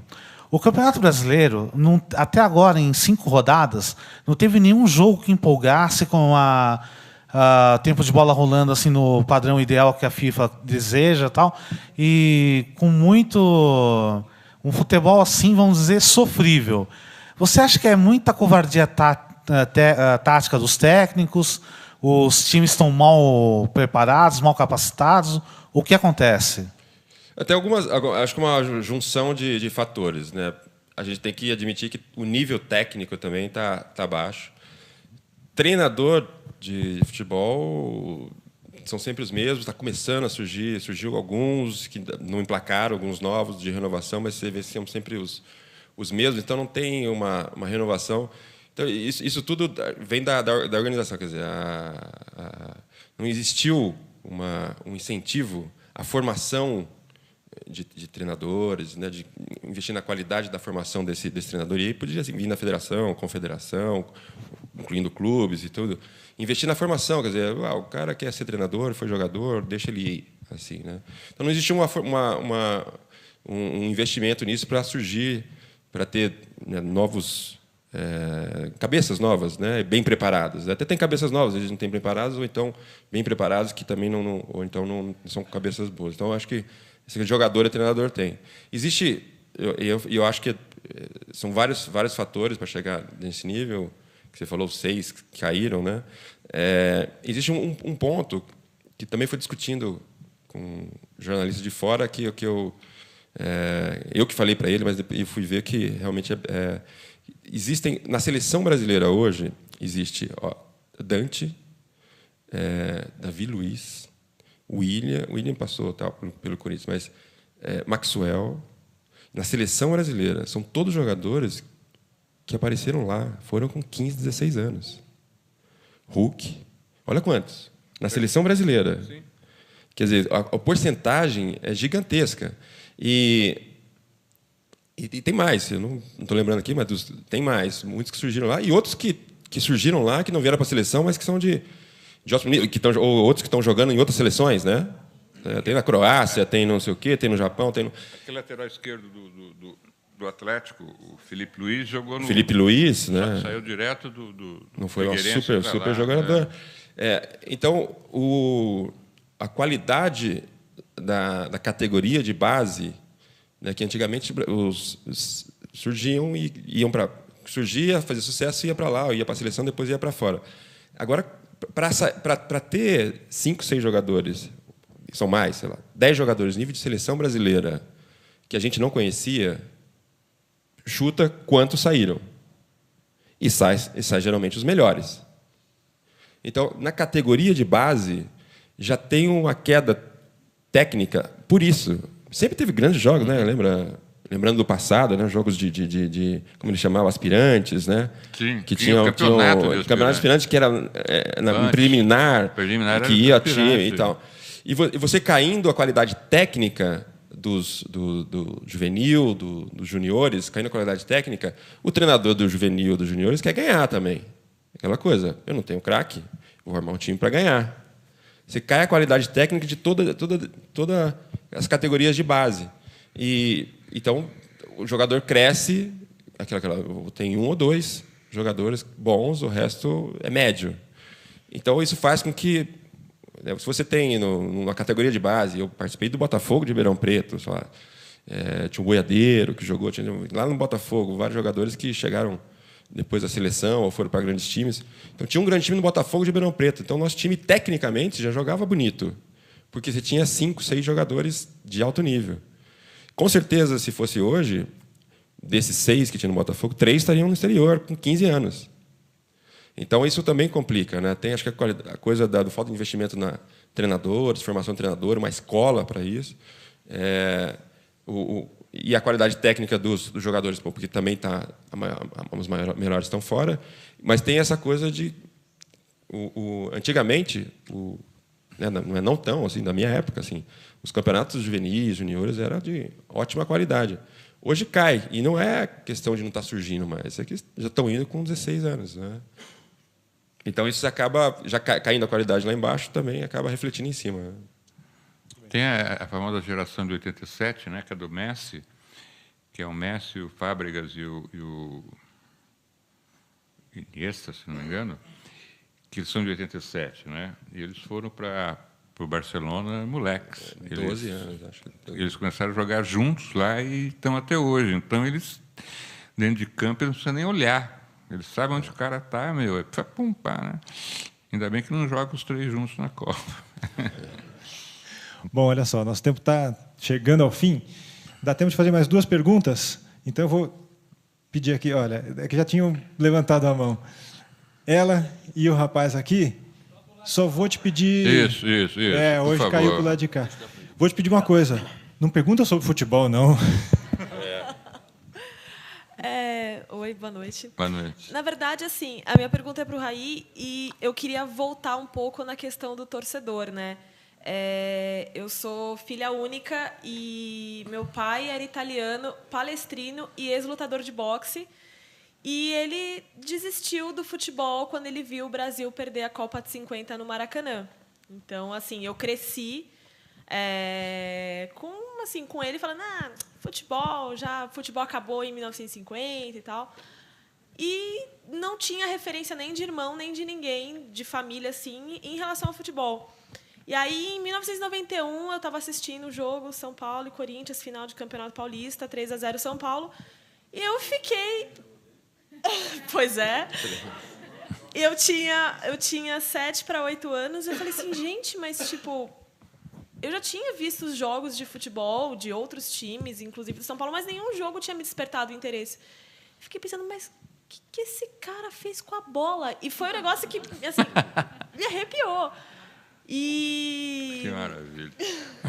E aí, no mesmo dia, eu já falei assim, então, oi, sou São Paulina. Prazer, Renata, São Paulina e tal. Mas, assim, eu tinha 7 para 8 anos e já comecei a gostar e tudo. Inclusive, até uma coisa engraçada, né? Era próximo da época do meu aniversário, eu tinha ganhado um cachorro de pelúcia. Meu cachorro de pelúcia virou Raí, assim. Porque... Mas era muito por causa do esporte, era muito por causa do futebol. Então, assim, eu acompanhava, comecei a acompanhar futebol, eu comecei a gostar, tudo por causa disso. E meu pai olhava assim para mim e falou assim... Esta é sua vida. Meu pai olhava para mim e falava, tudo bem, né? Tipo, de onde surgiu? Como eu ia imaginar que ia ter uma filha que gostava de futebol, né? E tudo mais. La pergunta? Então, a pergunta... Não tem pergunta, tem uma a pergunta, declaração. na verdade. Eu queria saber você... Linda. Eu queria saber você como você... você sente um pouco desse peso? Porque, assim, a gente está falando de...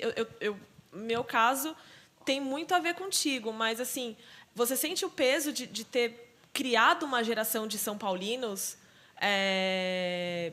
Porque tem muita gente que fala, não, virou torcedor por causa de Tele 92, 91, 92, 93, etc. Mas você diretamente sente esse peso que você pode ter criado uma geração de torcedores são paulinos, fanáticos, inclusive? Nesse caso, sim. Não chega a ser um peso, ao contrário, né? Uma coisa mais...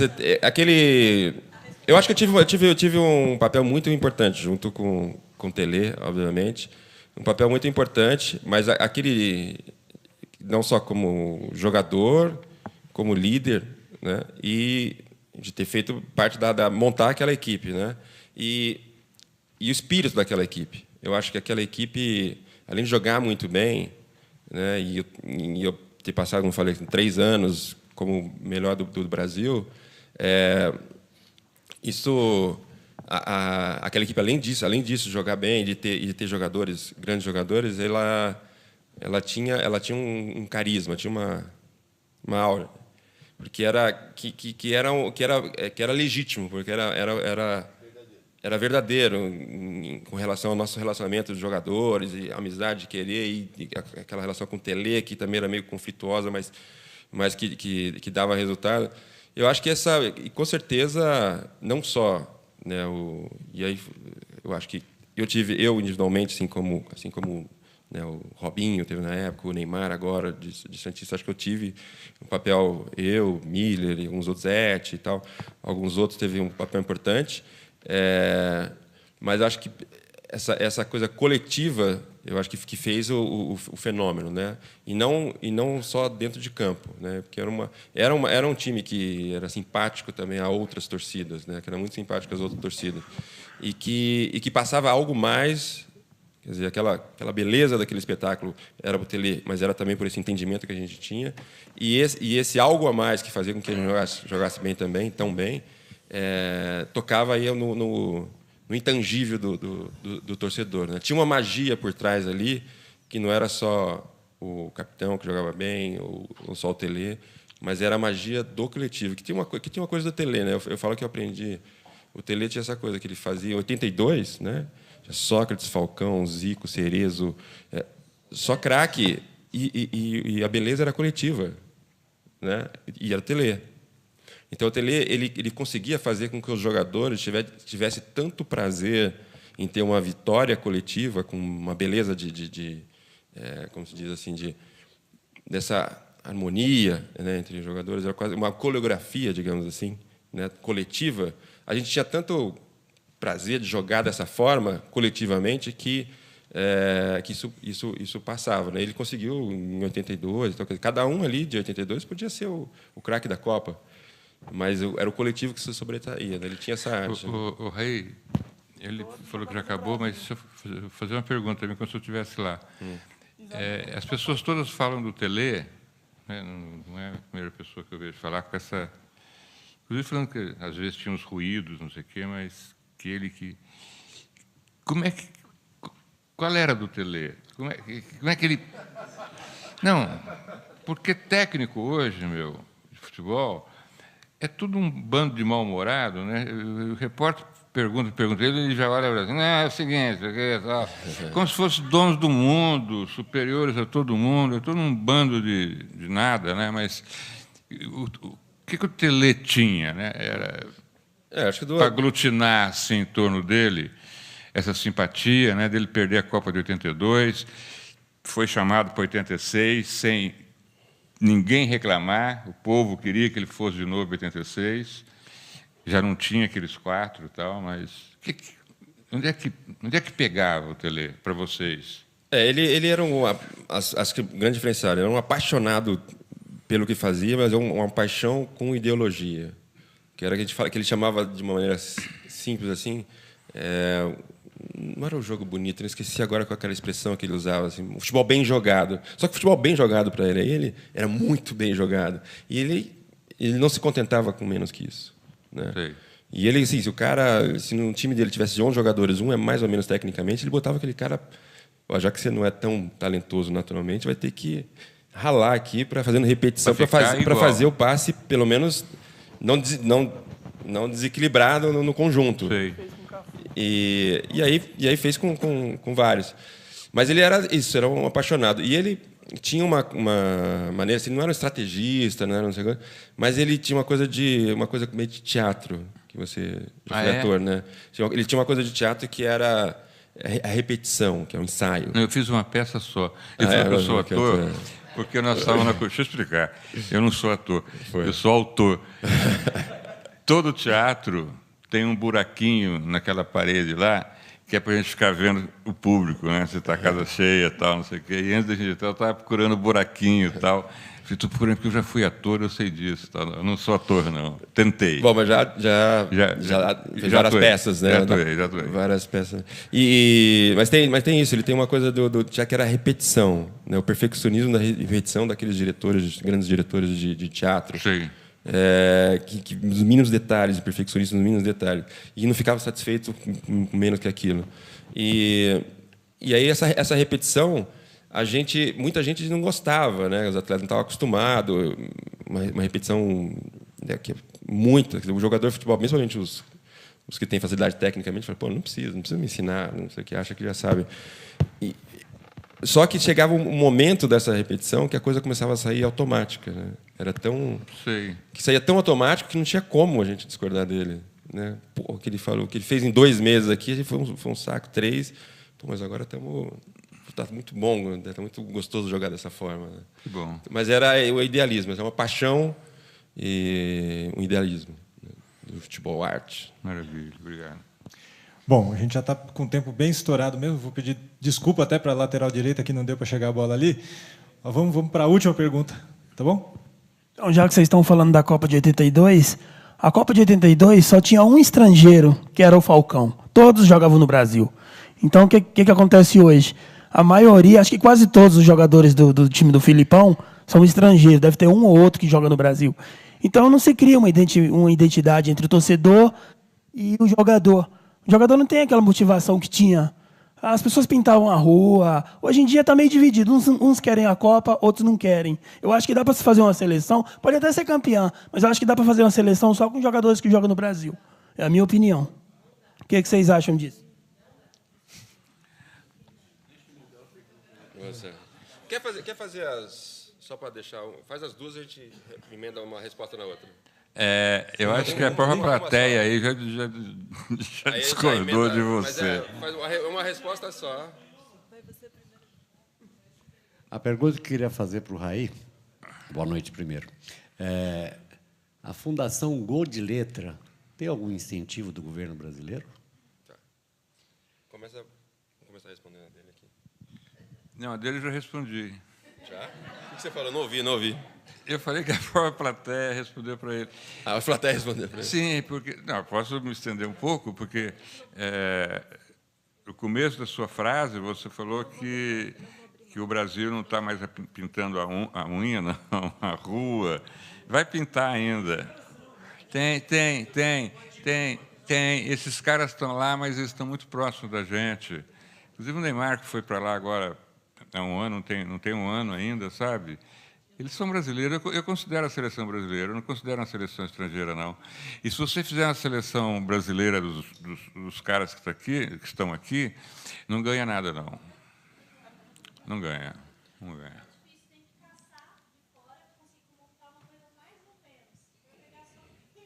Não, eu não vejo esses jogadores de fora como não brasileiros. Eu acho que eles são tão brasileiros quanto... Você já viu em algum momento, em outros momentos? Hein? Já viu em algum momento, com outras gerações, assim, jogadores que não se identificavam? Tá? Não. Não, né?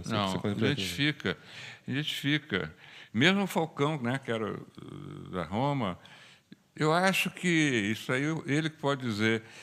Eu nunca tive o prazer de... Aliás, eu vinha com a camisa amarela, eu achei que ia ser muita pretensão da minha parte. Eu nunca tive o prazer de jogar na seleção brasileira, nem paulista, mas deve ser uma coisa muito forte, independente de onde o cara está jogando. Não é? O Hulk está jogando lá longe, é o cara que está mais longe aqui do Brasil, é o Hulk. Ele é um cara que não é do Sul, é do Nordeste. E eu acho que é o cara que tem mais gana nesse time, não é mais talento, mais gana. Eu acredito muito no Hulk, sabe? Porque o Hulk justifica o nome, né? Justifica o nome. Temos um super-herói, né? Né? Ele vai fazer sucesso, hein? Vai ficar gay? Verde. Ah! O Hulk. Já está verde, vai amadurecer. Mas, para respondendo a dele, eu entendo, né, porque tem torcedor que tem Mas uma coisa que é a realidade, infelizmente, do futebol brasileiro, que essa questão de ser exportador, né, de jogador, se você não convocar nenhum jogador de fora e convocar só os jogadores que estão aqui, vamos supor, 1 ano antes da Copa do Mundo, na Copa do Mundo vão ter só 2. Se o jogador estiver na vitrine brasileiro e jogar bem, ele vai embora. Então, assim, se você disputar uma Copa do Mundo só com os jogadores do Brasil, ganhando ou perdendo, 70% vai embora. Porque não tem condição financeira de segurar. Então, você vai ter que formar uma seleção por semestre. Você jogou na seleção, é uma vitrine. E se o cara jogar bem na seleção ainda e ganhar, aí não fica. Então, essa não tem fim, né? Quer dizer, o Santos tentou segurar o Robinho, né? Segurou até onde deu. Chegou uma hora não dá, né? Chegou uma hora não dá. Infelizmente, a diferença é muito grande lá pro... Não, é verdade. Mas era outra realidade assim de mercado, não é nem de mercado, Não, assim, por exemplo, se o Zico na Copa de 82, quando tivesse 20 anos, recebesse uma proposta de ganhar 20 milhões por ano, você acha que ele ficaria? Não ficaria. Então é outra realidade, né? Por isso que Antes de você responder a da Fundação Gol de Letra, ela vai complementar aqui com uma pergunta também, que os dois vão responder para encerrar. Boa noite, meu nome é Luciane, sou ribeirão-pretana, vim prestigiar. Também fui vizinha do seu finado irmão Sócrates. Com certeza queria dizer que na nossa rua ficou faltando algo. Tá? A minha pergunta, em congressos médicos internacionais, a gente tem uma transmissão de conhecimento um pouco diferenciado, né? Onde ali você tem os doutores, os ícones, né, de determinados assuntos. Então, eu queria aproveitar aqui que nós estamos junto a 2 doutores, o doutor do esporte e um doutor da cultura. E a minha pergunta seria, assim, em sendo uma situação como a gente trata nos congressos internacionais de medicina, como eu trato o caso. Para o Raí, em sendo você um doutor do esporte e estando hipoteticamente como ministro do esporte, como você trabalharia o legado da Copa do Mundo para o esporte brasileiro, em especial para crianças e adolescentes, que é a fundação, né, o grande core da sua fundação. Então, nessa situação, em sendo um ministro do esporte, qual o legado que você trabalharia? E para a cultura, o nosso doutor da cultura, em sendo você o ministro da cultura, como você trabalharia o legado para a cultura brasileira, visto que é um mix de culturas, né? O mundo inteiro vai estar aqui. Como você trabalharia o legado da cultura para o Brasil desta Copa do Mundo? Eu vou deixar você responder, o do ministro da Cultura. Não, eu vou deixar você responder, mas que... E aí eu vou me inspirar para ser o ministro do esporte. Não, porque é uma pergunta que a gente tem que pensar. O negócio aqui está a nível acadêmico agora. Na verdade, eu estava pensando, enquanto você respondia, ir no banheiro, que eu estou tomando água aqui. Vai. Não, mas está acabando. Segura aí. Também estou querendo ir ao banheiro. Também está? É que quando eu fiz assim, melhorou. Sabe aquela coisa? Tem umas posições assim que parece que não dá mais. Não tem uma posição assim? Tem. Mas é pertinho aqui? Não, tem que descer dela. Então vamos terminar. Não, vamos terminar aqui. Não, é que tá difícil tá segurar. Mas tudo bem. Olha, eu antes de começar a Copa, eu já estou meio envergonhado culturalmente diante do mundo. Ontem, no jogo do Itaquerão, que eu segui 15 minutos só, porque aí começou a chover, apagou a luz onde eu estava. Todo jogo da Europa que você assiste, qualquer lugar do mundo, tem aqueles corredores assim. Não tinha corredor. Já sentaram no corredor. Isso aí, lá fora, eu não sei se o juiz vai começar os jogos da Copa com o pessoal sentado ali. Porque isso mostra a cultura e a educação do povo brasileiro. A segunda coisa... Eu preferia que você tivesse me perguntado, eu como ministro da Educação, que é mais fácil responder, mas eu vou juntar a coisa. Eu acho que pega muito mal também para o exterior, está falando do legado da Copa, em cada saidinha daquela que tem da arquibancada para o gramado, ter 2 touros ali embaixo, entendeu? Olhando para a plateia para não deixar invadir o campo. Isso é muito selvagem, sabe? É tão selvagem que nos jogos que estão tendo no Ceará, que foi o primeiro estádio a ficar pronto, né, em Fortaleza, eles não vendem o ingresso da parte de baixo, porque fica muito caro pagar os seguranças. Eu estava vendo um jogo outro dia, não tinha ninguém no campo assistindo, mas eu ouvia barulho da torcida, até que uma hora a câmera subiu um pouco, em cima estava lotado. E aí o repórter teve uma feliz ideia, que é coisa difícil em repórter de futebol, de descobrir por que não tinha gente embaixo. Não é que é muito caro. Então, só esse legado já vai mostrar que o maior problema do Brasil não é dentro de campo, é cultura e educação. Eu fico com medo da gente ficar expondo isso para o mundo. Sabe? Não fui eu que... Hein? Eu acho que a gente devia discutir isso, das pessoas sentarem no lugar que é para transitar, sabe? De não ter pessoas tão Hulk para evitar que ninguém vai invadir o gramado de Inglaterra e Alemanha, sabe? E se invadir, vai preso. Prende o primeiro. Né? A gente acha que deve bater. Não, prende e tal. E porque se vazar, o cara vai dar porrada também, vai piorar, né? Eu acho que o legado é esse. Seria um momento de a gente mostrar que a gente não é tão selvagem assim como imaginam, sabe? Que é desagradável isso.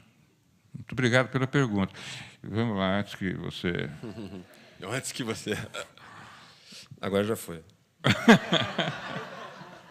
Já estou mais aliviado.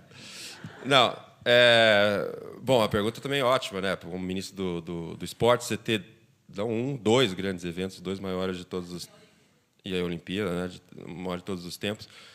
Primeiro de tudo, isso é uma visão minha, eu acho que o país que vai receber, eu acho que aí mais a Olimpíada do que a Copa, tem que primeiro olhar o que é o seu esporte. Assim, Olimpíada, né, existe, né, tem valores ali, né, valores olímpicos que são lá atrás, da Grécia, sem contar antes, e que quer dizer, você se pretender ser quando você quer se candidatar a ser o país para sediar os Jogos Olímpicos, para mim, enquanto sendo ministro de esportes, você tem que pensar assim, pô, eu tenho a possibilidade de receber a Olimpíada, que eu quero, quais são os valores olímpicos que eu quero, quais são os valores do esporte, os mais nobres do esporte que eu quero primeiro ver se isso existe, né, no meu país. Ou seja, na escola para a população, quer dizer, dar acesso à prática esportiva e à convivência, né? O valor que o esporte tem de socialização é uma coisa absurda, e todos os valores. Assim. E aí a gente vai ver, e no mínimo que a gente precisa falar assim, olha, nós temos que estar aqui, hoje nós temos isso de esporte, por mais que seja ruim, e é ruim mesmo, quer dizer, tirando futebol, que é uma coisa que a gente joga na rua, não sei o quê, os outros esportes são, além das coisas de administração, de problemas, corrupção, não tem planejamento, não tem nenhuma... E os outros esportes sofrem, todos os outros esportes sofrem. É uma elitização, né, do esporte no país, né, fora o futebol. Isso é triste, né? E você vai receber a Olimpíada. Então, a primeira coisa seria assim, refletir assim, como que é o meu esporte no país, quais são os valores olímpicos que eu quero trabalhar no meu país, desde as primeiras gerações, o que é o legado no sentido de educação, cultura, que pode ficar e é infinitamente superior, né, em potencial à Copa do Mundo, o que a Olimpíada pode trazer. Como que eu posso trabalhar isso com o ministro da Educação, o meu companheiro aqui, com o ministro da Cultura, nós dois? Como que a gente pode trabalhar isso, né, com a educação? Assim, eu faço parte de uma associação chamada Atletas pelo Brasil, que está propondo já há tempos a presidente, né, a fazer uma comissão interministerial para repensar o Sistema Nacional de Esportes, né? Que é o mínimo que poderia fazer. Quer dizer, na educação, por mais que a gente tenha muito que melhorar, que está péssimo, você tem assim, o governo federal cuida do ensino superior, o estadual cuida do ensino médio, o municipal cuida do ensino de base, já tem orçamento, não sei o quê. O esporte não tem nada. Mas o Raí... Fale. Perdão. Não, você me olhou 4 vezes aqui. Estamos na reunião ministerial aqui. Ministerial. Quando o Brasil foi escolhido para ser sede o Rio, né? Sede da Olimpíada, eu imaginei... A primeira coisa que veio na minha cabeça é que legal. Os governos municipais, estaduais e federal vão começar a pegar garotos de 11 e 12 anos e, quando chegar em 2006, 16, se você pegar... Hein? 2016. 16. Se você pegar, eu não sei quantos alunos temos aí, mas se você pegar, deve ter 4 milhões nessa faixa. Se você, desses 4 milhões, você conseguir tirar 5 recordistas, 4 mil é exagerado, 5 bons, mas não, ninguém se mexeu, ninguém incentivou na escola o esporte olímpico, pô.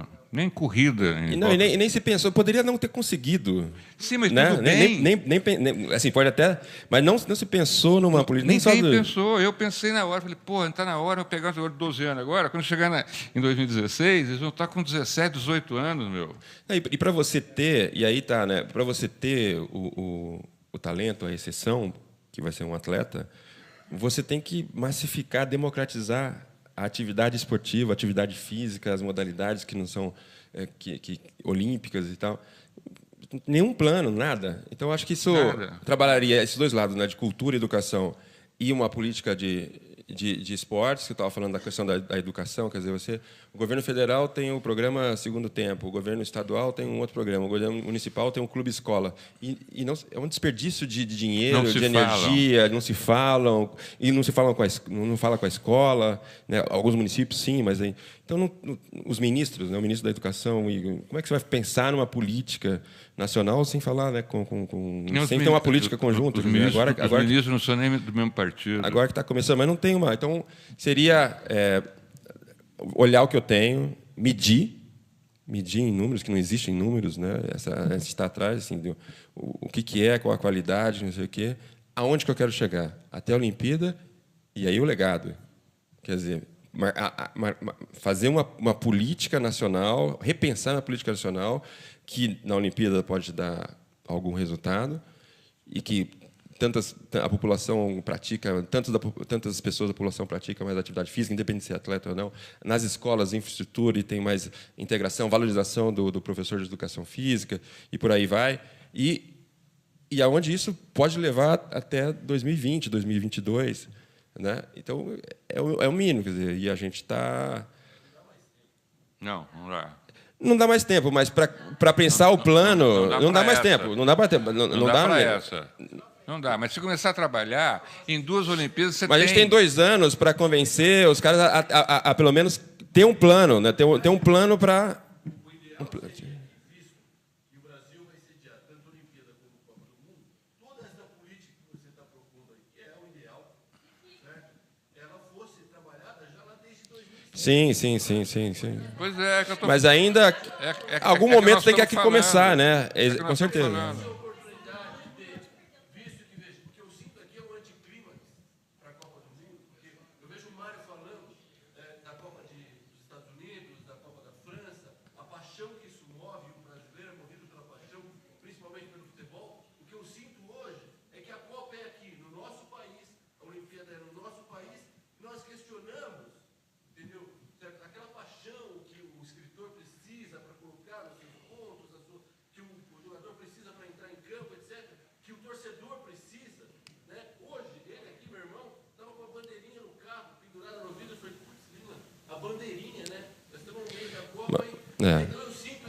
Eu vi 3 vindo para cá.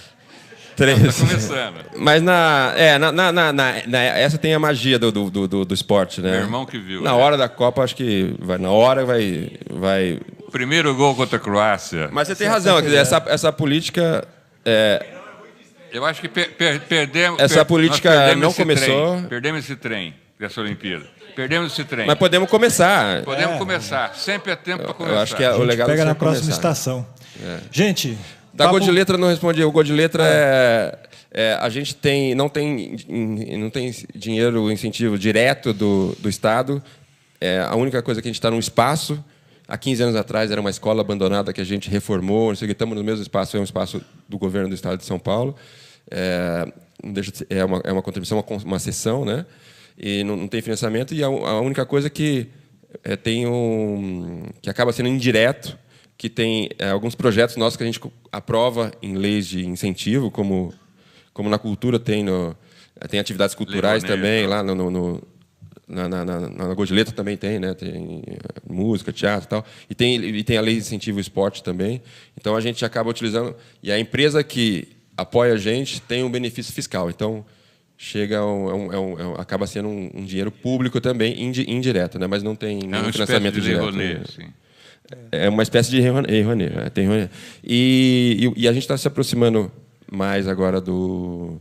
Quer dizer, os nossos programas estão sendo tão bem sucedidos que agora a gente está se aproximando para fazer parcerias, não de dinheiro, mas nossos programas, já virou, nossos programas de transformar em política pública do Estado, né? Já se transformou, que é a nossa formação de monitores esportivos, já é uma formação técnica da escola do Estado, então já é uma política pública. Então, isso já é um grande avanço. Então, a gente não tem direto, mas agora acho que a gente está conversando mais e com possibilidade de fazer mais coisas juntos, independente de ser financeiramente ou não, né? Bom, em nome do SESI, então, eu agradeço muito a presença de vocês, a participação. É um assunto empolgante mesmo, é meio hipnotizante, né? Como se estivesse ligado à televisão, a gente não tira o olho. Muito obrigado mesmo. Obrigado pelo carinho e atenção. Obrigado a vocês. Aí, obrigado, Mário gente. Prata. Obrigado. E até o mês que vem com mais um Inteligência.com. Obrigado, boa noite.